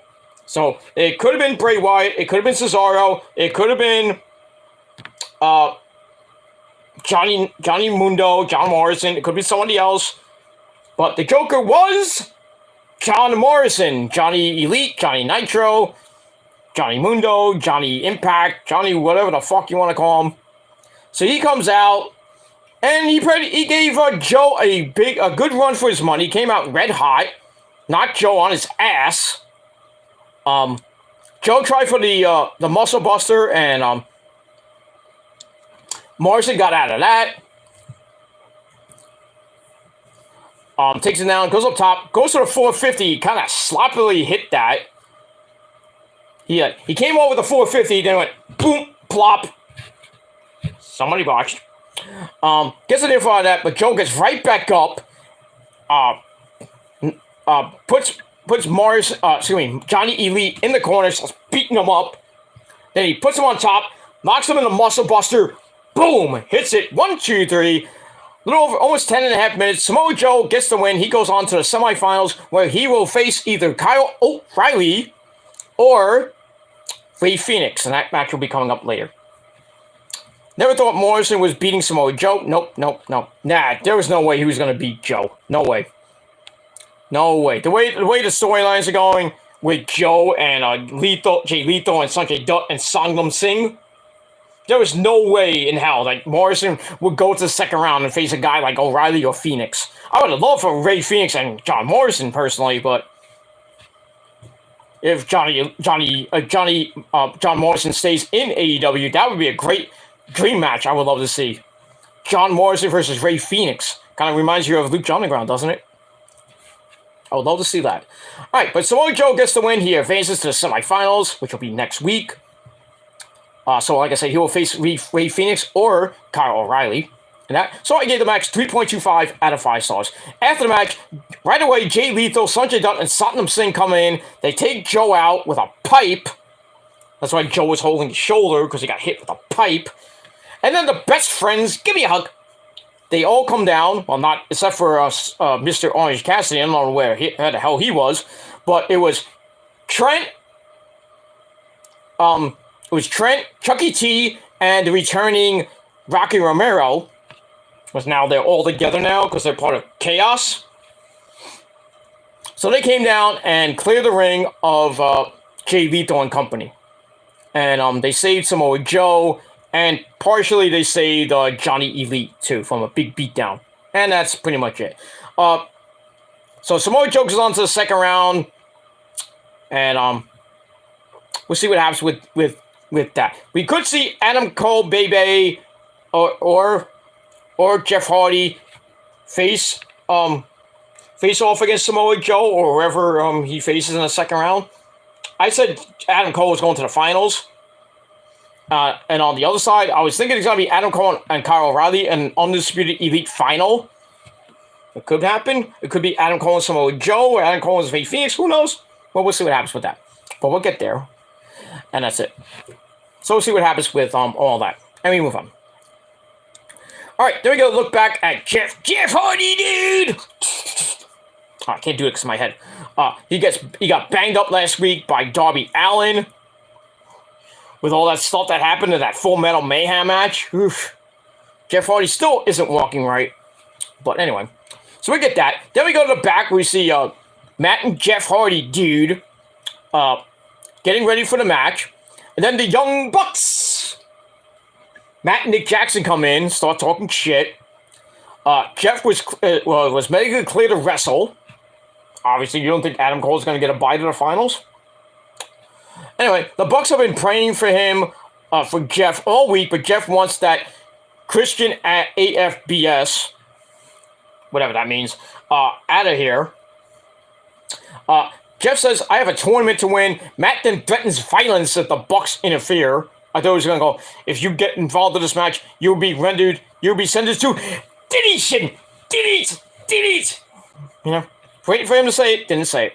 Bastard. And then Matt calls the Bucks Hardy Boys cosplayers, which I thought was hilarious. But if you've been watching BTE lately, I know you do, it seems like the Bucks are starting to get more aggressive like the Hardy Boys used to be back in the day.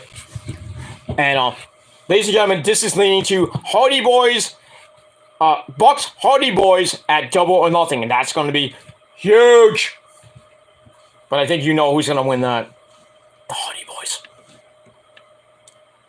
I think the Hardy Boys will beat the crap out of the Bucks at Double or Nothing, but we'll see. Let me move on. All right, then we get the music of CM Punk. He comes out for commentary. Nice shirt there, Punk. Nice shirt about the abortion stuff. Nice shirt. Nice. Loved it. All right, so he comes on commentary for match number 2. Hangman Adam Page, the AEW World Heavyweight Champion, about to do some cowboy shit. He's taking on Konosuke Takeshita, or Takeshita, whatever his last name is. But a man from Japan who gave Jay Lethal a run for his money about a week or so ago on a Rampage. Probably did the same thing in this match. Match was pretty damn good. Adam Page gets the win after he hits the GTS on Takeshita, whatever you want to call him. And Punk's looking at it, and Page is like, "Hey, look what I'm gonna do. You think you can do the buckshot lariat?" And he failed. Look what I'm gonna do. I'm gonna hit the GTS and piss you off. And Punk's smiling and laughing. Then he says, "I got him right where I want him." So Page hits the GTS. 1, 2, 3. A little over 12 minutes. There you go. Match I gave 3.25 out of 5 stars. That was it. Afterwards, Punk and Adam Page have a stare down. Adam Page gets out of the ring and starts walking out to Punk, puts the title up, and Punk's just laughing. He's laughing up a storm because he knows he's right in his head. I can't wait for the match at Double or Nothing. It's going to be a slobber knocker. It's going to be awesome. I think it might be match of the night. I really hope I hope Punk beats Page. I'm getting I like Adam Page. He's one of the most underrated wrestlers was the most underrated wrestler from 2017 up to now. But I want Punk to beat him because I think Adam Page's title reign is just not good. It's not good. It was great that when he won the title, he had a great match with Kenny. He had a great match with Bryan Danielson that went 60 minutes. That was great. Other than that, the match with Cole was great. The Texas Death match with Lance Archer was good and bloody, not great, but there you go. And then this was a warm-up match for him, but I gave it 3.25 out of 5 stars. But I think the match at Double or Nothing is going to be at most 4 or 5 stars. Classic, but we'll see what happens with that. We move on. All right, then we got a promo from Fuego del Sol of all people. He says he's going to have Preston, number 10 and number 5 by his side as they will take on the House of Black this Friday on Rampage, and nobody's going to give a flying fuck about that match. And that's it. All right, after that, we got a tag team match. We've got the Workhorsemen, JD Drake, and what is the other guy's name? I don't even know the other guy's name, but doesn't matter. The Workhorsemen taking on Keith Lee and Prince Idol's cousin, Swerve Strickland. Whose house? Swerve's house. Basic squash match for Swerve and Keith Lee. They beat the Workhorsemen in about a little over almost 2.5 minutes with the top rope double stomp powerbomb combination. 1, 2, 3. Thanks for coming. They are Workhorsemen. So I give the match 3 out of 5 stars. Afterwards, Keith Lee says they are now in the top 5 in the tag team rankings. And then Team Taz comes out. Ricky Starks and Powerhouse Will Hobbs. They come out. Ricky calls Lee Rex from Toy Story. That's funny. Strickland says Starks looks like a bar of soap with a pearl necklace on. God damn. And then Jurassic Express come out with Christian to interrupt. Christian says they're the best tag team in AEW. Then he proposes a triple threat match for Double or Nothing for the AEW tag team belts. I'm all for that. I just hope Swerve and Keith Lee win, because from what I'm hearing from Prince Idol, there's something huge going to be happening with them. Don't know what that is. I might have gave it away. Sorry to Prince, but it is what it is. And that's pretty much it. But next week on the program, we got a triple threat match between Jungle Boy Jack Perry, or Jungle Man Jack Perry, Ricky Starks, and Swerve next week in a triple threat match next week in Vegas. There you go. So next week should be a pretty good double go-home show, but we'll see what happens with that. We move on from there.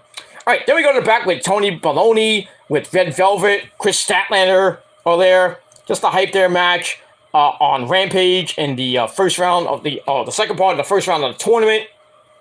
And the winner of that faces Ruby Soho in the semifinals. And we'll move on from there. All right, then we get MJF and Shawn Spears come out. They start talking shit about Wardlow.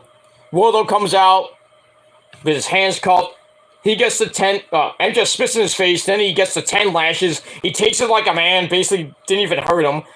And then MJF's like pissed, like, what? Back. He gets the number 9, because Bryce was there. Bryce, the referee's there. Number 9, and Shawn Spears like, hey, calm down, Maxwell, calm down, Max. So Wardlow's like, he's like this with his handcuffs, like, my grandmother hits harder than that. So MJF's about to go for lash number 10. He's about to go, then he kicks Wardlow right in the nuts, you fucking bitch. Knocks him down. Then he just starts whipping him like 3 or 4 more times. Same thing with Spears. And then MJF tells Spears to finish him off. And he hits the C4 on the... he hits the C4, lays out Wardlow. And then MJF grips his shoulders like, yeah, the greatest, yeah! You're not. You're a pussy. And you have a needle dick. But I digress. Alright, so I gave that 3 out of 5 stars. So next week, we got the cage match with MJF as the ref. And like I said, Real Rowdy agreed with me. Wardlow's going to win the cage match, go on the double nothing. And I'm praying that Wardlow beats the fuck out of... He beats the living fuck out of MJF. But we'll see what happens with that. And we'll move on. Alright, then we go to the back with Roppongi Vice, Trent, and Rocky Romero. They throw out the challenge to FTR for a Ring of Honor tag team title shot. Whenever that may be. I don't know. I don't know if it's going to be on Rampage, or it might be a double nothing. Or whatever the next Ring of Honor show is. That's up to Tony, because they're trying to get a TV deal, I think, and they're gonna try to get TV tapings to start. But I do know the Ring of Honor TV title will be defended at Double Nothing. Jay Lethal and Jay Lethal and Samoa Joe. I hope not for a title change, but I mean, if Jay Lethal wins it, who knows how long that guy's gonna hold it. He's really he is the longest reigning. He was the longest reigning TV champion in history. He held that for over a year, along with the world title. But I just can't see Joe win it, who won it. He won it from Minoru Suzuki about almost a month ago. I can't see him just losing it a month into his reign. I'd rather have him hold it for like 6 months at most. But I don't know what Tony Khan's vision of what's going to happen with Ring of Honor is as of yet. But we'll see what happens with that. So it'd be nice to see Roppongi Vice take on FTR. And FTR is, I believe, second or third. I think it's a third. Second. Ring of Honor tag team title defense. They faced the Bucks. We all know they won there. Now I believe this is their second title defense. So they're not going to lose to Roppongi Vice. There's no way. It is what it is. I'm getting hot, so I'm gonna get out of here pretty soon. All right, we're gonna skim through these matches now. All right, next match. The final match in the first round of the Owen Hart men's tournament. Kyle O'Reilly against Rey Fenix. He comes out with Alex Abrahantes. Pretty damn good match. Lots of flippity-dippity-doos. Let's get near the end.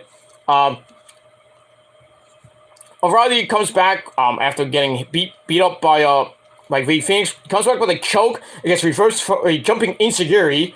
But Phoenix is not done. Knocks Kyle to the floor for a rope walk, flippity-dippity-doo dive. They get back in. There's a rolling diamond cutter, or Gilmore cutter. Gets counted into a cross arm breaker by Kyle for the tap out at a little over 11 minutes. So Kyle O'Reilly moves on. He will face Samoa Joe next week in the semifinals. And there's the first part of the semifinals. And the other part of the semifinals is it's going to be late in the main event. Adam Cole and Jeff Hardy. And the winner of that goes to the finals. And they will face off either Kyle O'Reilly or Samoa Joe. and we move on from there. But it was a pretty decent match for both of them. I gave it 3.5 out of 5 stars, and that's it. All right, then we had the face-to-face between Chris Jericho and Lord Steven Regal. I mean, William Regal.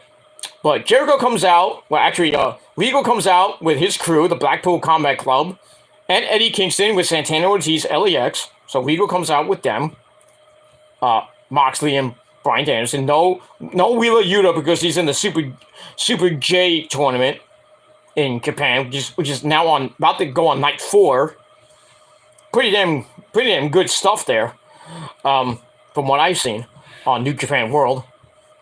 So anyway, then Jericho comes out with his crew, the Jericho Appreciation Society. So they come out, they cut off the pyro, they cut off Judas. Why would you do that? Jericho brings up the attack last week. What happened with him, Regal beating him up. He says, I thought Regal would be dead by now. Regal starts laughing. Then Jericho talks about how Regal should have been one of the best of all time, given all his skills. He could have been a champion and shit like that. Instead, he wound up being a world-class addict. So all the pills and shit. He talks about Regal being fired for every company he's ever worked in until he weaseled his way into AEW on the coattails of his proteges. He talks about Bryan, he talks about Moxley, he talks about Eddie Kingston, who talks about throwing a fireball in his face because he's the wizard, blah, blah, blah. He talks about Bryan Danielson. Then we get a yes chant. He talks about Danielson's never had a drink or taken a drug in his life, but if he sticks with Regal and his gang, Regal will have him needing the program just like Moxley. Ooh, he went there. And Moxley's like, I don't care. Jericho then says Regal to get out of the business, or the wizard will shoot a fireball in his face, or just take another piss in his tea. So I'm surprised they brought that up in 97, during the late Attitude Era, or early Ruthless Aggression Era. That was funny. So Regal gets on the mic. He says, well, we've known each other since 1997. The only thing that is worse than your voice or the screams from a burning orphanage, so please be quiet. I don't know about that. I think the burning orphanage is in Mexico with El Generico there, Regal. Just saying. He says Jericho's right about his, Regal's issues, but one thing has kept him going for the last 21 years. Whenever he has been on a show with Jericho, Regal would go to Jericho's bag when Jericho was in the ring. And place Jericho's toothbrush in a certain area up his ass. Then Daniel Garcia's like, how can you do that to someone? And then Regal's like, well, actually, Flower, I did it to yours last week. I was like, oh God, I don't even know. I don't want to know. So Jericho gets all pissy. He's like, all right, since there's 5 of us and there's 5 of you, why don't we do an old classic of ours that we invented two years ago? So he proposes Stadium Stampede 3, but Mox is like, nah, we ain't doing that shit. I'm like, thank the Lord for that. So Mox is like, we're not doing your sports entertainment bullshit. So he's like, so he proposes, let's make it anything goes with glorious violence until the society is bleeding like stuffed pigs. Call it whatever you want, including wrestling versus sports entertainment. So Jerry's like, yeah, I'm down with that. I'm down with the clown. I mean, you know what I mean? He's down with that. Brings up the other team's history with each other. It's like, Brian, like Moxley calls Santana a bitch and stuff like that. They're trying to cause dissension. They mentioned Danielson calling Kingston a judgmental prick. And Danielson's like, I don't care. And then Kingston tells Brian, you are a judgmental prick. Ouch. Eddie doesn't care about buy rates or ratings, though. So let's just do the fight right now. Jericho Company are like, okay. And then they leave, like, nah, we're out of here. And then Danielson and Kingston start going at it for real. I guess over the judgmental prick comment. And, and then Regal and Company have to break everything up. So we'll see what happens with that. But looks like we're getting a 5-on-5 anything goes violence match. I was just waiting for Regal to get back on the mic and go, blood and guts! So since you can't go, War Games!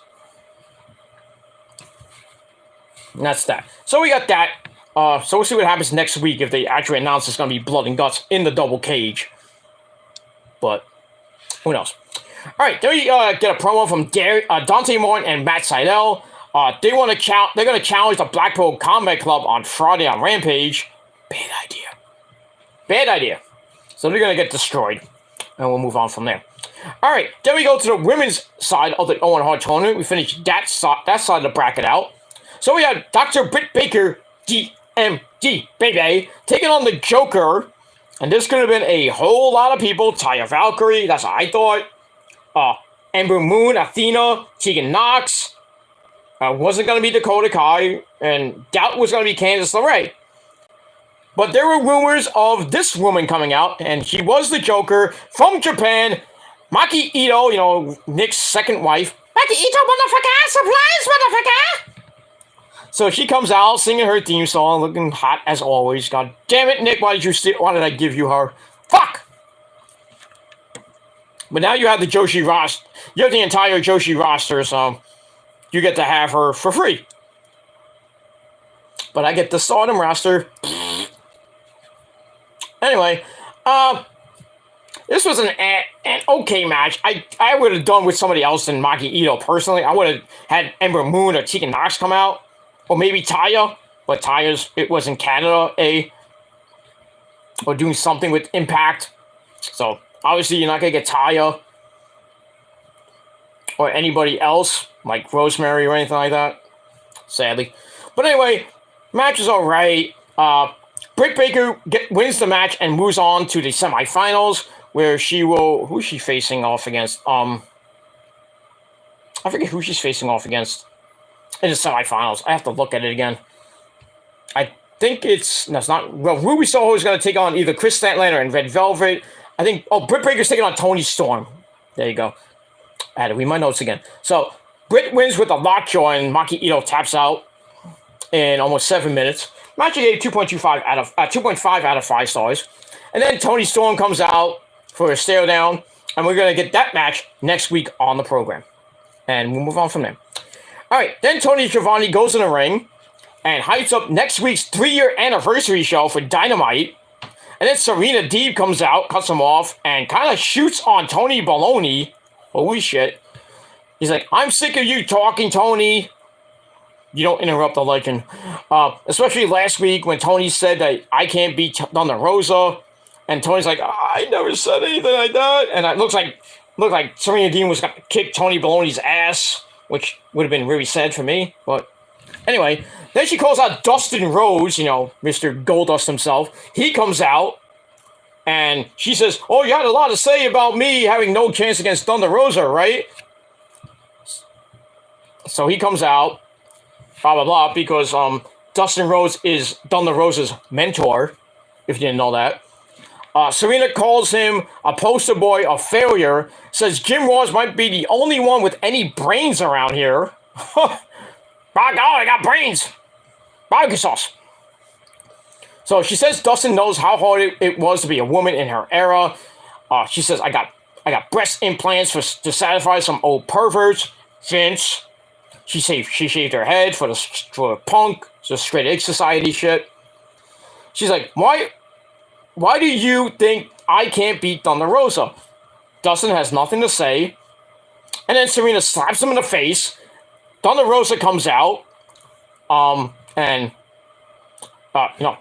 Dustin picks her up like cowgirl style, like come sit on my dick, blah blah blah. Picks her up like this, and then Thunder Rosa breaks out of that, and then she inadvertently hits Dustin in the face. He's trying to oh, I'm sorry. And then Serena Deeb takes the AEW Women's title, bang, right in the face, knocks her out, and then that's it. She leaves. And that's pretty much all I gotta say about that. So I give that 2.5 out of 5 stars. Just to set up, just a little more hype for their match coming up at Double or Nothing. I think Thunder Rosa is gonna win. As much as I want Serena Deeb to win the title, I think it's too early. But you never know what they're going to do with that title. But if they get it off Thunder Rosa, I think it's way too soon. That's just me. Let me move on. All right, after that, we get to the main event. In the semifinals of the men's tournament. Jeff Hardy, dude, taking on Adam Cole, baby. I thought this would have lasted a little bit longer, but I guess for TV purposes, it went only 7 minutes.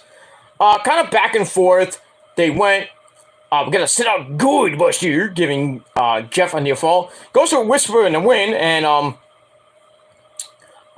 Cole super kicks him out of midair, which was perfect.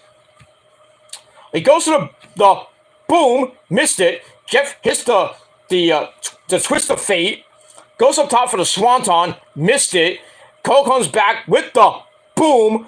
1, 2, 3. Adam Cole wins in 7 minutes over Jeff Hardy. 7 minutes? I'm a little bit pissed about that there, Tony Khan. Should have went at least 10, 15 minutes. That's bad. That's bad clock management right there, dude. Bad. But still, the match could have been a whole lot better. But I only gave it 3 out of 5 stars. So Cole goes on to the finals, where he will face either Kyle O'Reilly, his Undisputed Elite buddy, or Samoa Joe. Either way, Cole wins. That's all I'm going to say about that. I had Cole to win the tournament from the very beginning. And on the other side, it looks like it's going to be Britt Baker, possibly against Ruby Soho, I think. So I'm thinking I'm going with my gut, and I already said that we're going to get the first couple of AEW, Britt Baker and Adam Cole, to win their respective tournaments. There you go. So I'm hopefully going to be right at Double or Nothing. One way or another, I will be right. And we move on from there. So like I said, 3 out of 5 stars for that. After the match, Cole stares at Jeff. Matt Hardy tries to get in, cuts him off. Then the Young Bucks come in. They're about to super kick the crap out of Matt and Jeff. They stop, they sit them down, and then Adam Cole jumps the Hardys from behind, clotheslines them down. There's a big 3-on-2 beatdown, and then Sting and Darby Allin come out for the save. But then Kyle and Bobby Fish Sticks come out. Red Dragon, they come out. They take out Darby on the ramp. Then they go after Sting, beat him up. Then Cole puts Sting's ankle in a chair, and then Kyle O'Reilly comes off the top and pulverizes Sting's ankle. So we won't be seeing Sting next week, or maybe at Double or Nothing. Sucks to be you, Sting. And that's pretty much it. And then they go, they have that, and then they go right into that show. What is that? That stupid show. Good Morning USA. American Dad, I think it's called. So, like, right away, boom, here it goes. It's like, well, it's time we fade the black right into American Dad. That's great. It is what it is. But still, a pretty decent show. I gave Dynamite 7 out of 10 stars. But let me know what you guys thought of the show in a comment or a video reply down below. And I think that's all I gotta say about that. Alright, let's finish up real quick with Real Rally Sport Rally. Jay Lethal training Ric Flair. Geez, Ric Flair gonna wrestle. Why? What are you doing, Rick? Woo! Yeah, his last match is most likely gonna be against Ricky Steamboat. Why? I don't know. 74-year-old Ric Flair going up against like 70-something-year-old Ricky Steamboat. Probably be in Greensboro, North Carolina, and nobody will give 2 shits about it. That's it. Rey Fenix is so good in the ring, bouncing off the ropes. Amazing. Here he is, damn good. O'Reilly good too. He not beating Samoa Joe. We'll see. We'll see. I would love to see Kyle and Cole go at it in the finals. I would love that. Because, you know, they'll do the promo at Double Nothing and say, you know, made a better man win. And then there'll probably be tension if Cole wins. And, like, he'll celebrate and Kyle will be like, I'm out of here, you know. So a little bit of tension for the Undisputed Elite. And that's it. We'll see. Anyway. He went there with Moxley, delicate subject. Yep, yeah. That's what Jericho does. I thought Athena Ember Moon, Maki Ito was totally underwhelming. Not good. Yeah. I was hoping it would be Ember Moon or Tegan Nox or possibly Candice LeRae. But yeah, there was a lot of rumors that Maki Ito, she said on Twitter that I'm coming back to the States, so there was a good chance that she was going to be on Dynamite, and she was. The fans, and you know, they love to see her there. She's a good fan favorite, but I would have put somebody else other than Maki Ito in. I agree with that. And we'll move on. I think Toni Storm is beating Britt. we'll see. I think Britt's gonna win, thanks to Jamie Hayter. And she'll go on to the finals to face Ruby Soho. Because I think Ruby's gonna beat Chris Statlander. Because Chris Statlander was gonna beat Red Velvet. And then, because I had a thing with them, and then Jade Cargill came in and started talking shit. Then she told Tony Schiavone, Tony, cut the shit. So I'm thinking there's gonna be something with Chris Statlander and Jade Cargill at Double or Nothing, or after Double or Nothing for the TBS title. That's what I'm thinking. That's why I don't think Chris Statlander is gonna beat Ruby Soho in the semis next week. There's no way. So I'm thinking the finals are gonna be Britt Baker and Ruby Soho, and Britt Baker will win the tournament, and Adam Cole will win the men's tournament. So the first couple of AEW will win their respective tournaments. I don't know what they get the trophy, but I thought they would get like a title match or something out of it. But I don't know if it will happen or not. We'll see. We'll move on. Think Thunder Rosa winning that one, still the champ. Yeah, I think that Thunder Rosa will beat Serena Deeb and hold on to the title. Adam Cole versus Samoa Joe. Cole wins, I think. Tony Storm versus Ruby Soho. I think the finals. Well, that's your opinion. I have Britt Baker and Ruby Soho in the finals. I have Adam Cole and Kyle O'Reilly in the finals, but I would not be surprised if it's Adam Cole Samoa Joe. But I still think Adam Cole will beat Samoa Joe, thanks to Jay Lethal and company. But we'll see what happens with that. Cool screen, Peter. Thanks. 6 out of 10, I thought. I gave it 7 out of 10, but that's your opinion. But thank you for coming on there, Real Wild Sport Row. We got a long video, not very long, but thank you all for that. Ricky Steamboat declined and said no, he's not facing Rick in the news. Oh, he's not? Okay. So, who's Ric Flair gonna fight? He ain't facing Terry Funk. Terry Funk is like 89 years old, and he's got dementia, so there's no way he's gonna fight Terry Funk. I would think maybe Sting. It's probably most likely going to be Sting. 62-year-old Sting against 73-year-old Ric Flair in Ric Flair's final match. Please do not put it on AEW television. Please, for the love of God, do not. Put it on a random house show. A random fucking event. I don't give a shit. But not on AEW TV. But knowing Tony Khan, he'll do it for the money. That's it. Yeah, that was in the news today. Alright, so that's pretty much all I gotta say about that. So, that's it for my video. Once again, 7 out of 10 stars for Dynamite. Let me know what you guys think down below. Subscribe to the channels, to this channel and my other channels as well. Smash that like button to death. Follow me on Facebook, Twitter, and Instagram. Share the video all over the internet. Don't forget, tap that bell, get notified, and that's it. We had a great time here, and that's pretty much it. Will Rowdy says, wait and see who he's facing. It's at an indie show, Ric Flair match. Thanks, see you, Peter. Okay, I'll see you guys. I'll see you later. Hopefully, you'll be on my show on Friday night for my Rampage SmackDown review.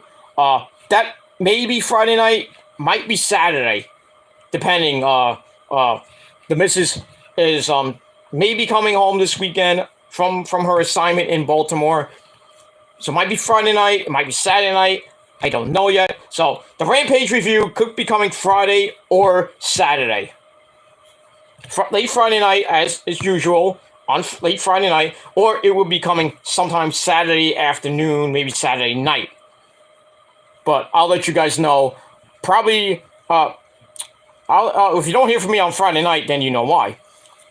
Then you will get it Saturday. And that's it. But stay with me, hit the bell, you'll get notified when that video goes up on my Killer Demons channel. And that's pretty much it. So that's it. And we move on from there. I'll see you Friday night or Saturday, Rampage SmackDown stream review. Cool, thanks. Yeah, no problem. Come on anytime, dude. I'd love to have you. You're one of my good supporters, and thank you for subscribing to my channel. I subscribe to yours. You're a good guy. You're an up-and-comer. Just stay.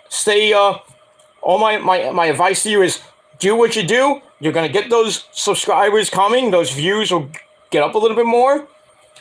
Just stay the course. That's all I got to say. And just don't listen to what all these trolls have to say, because they're fucking jealous of guys like me and you. And that's pretty much all I got to say about that. So thank you to Real Rowdy Sport Rally from the UK. Big ups to the UK over there with him. And I obviously know my tennis. Thanks for coming in. Who else? Prince came in for a little bit. Lauren, thank you for coming in. And I think that's pretty much it for that. And that's pretty much all I gotta say about that. So I'm gonna get out of here. I gotta see how much time this video goes. I don't know if it's gonna get all the video, or right now it's at 1:19:19. I don't know if it's gonna get the full 3 hours. So I don't know what's gonna happen. So we'll see what happens with us. But yeah, you're welcome for the advice. Thank you. Thanks going for 50 subs, YouTube goal. Good. I hope you get to 50, and I hope you get to 100 and beyond. This channel has almost 400. I'm hoping to get to 400. Maybe 500 is my goal for right now. But we'll see what happens with that. On my main channel, my Killer Demons channel, it's been going back and forth. It was at 1,200. Now it's at 1,195. Kind of going in between 1,194 and 1,200 and 1,202.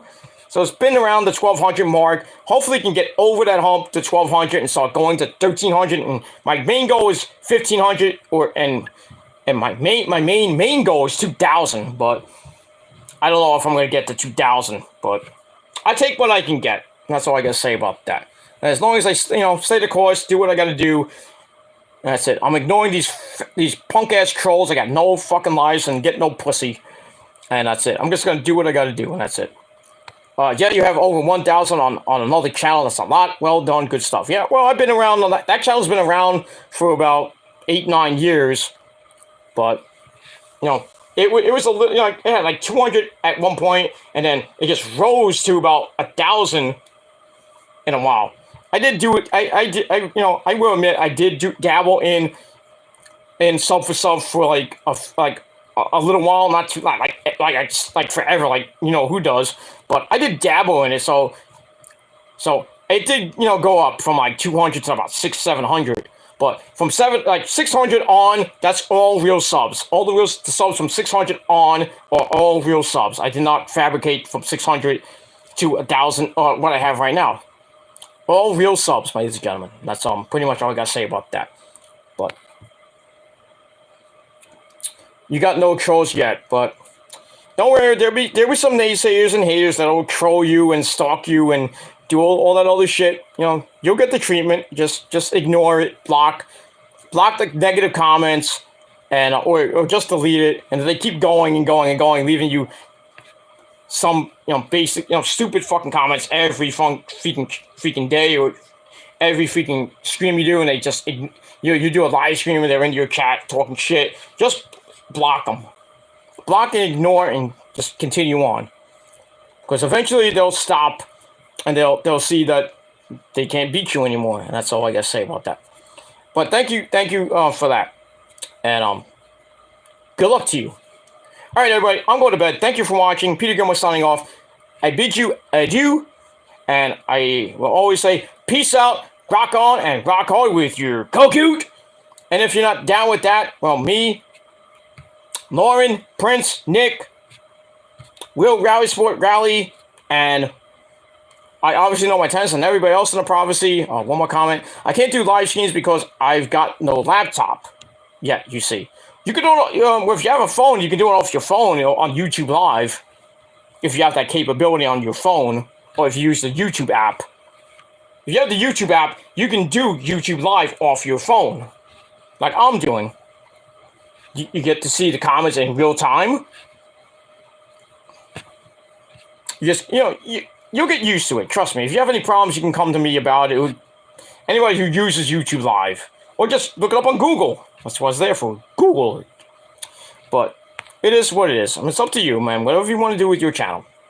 That's all I gotta say about that. So, thank you all for watching. Once again, rock on and rock hard with your cock out. If you're not down with that, we're the prophecy. We are the realest motherfuckers on YouTube today and in real life.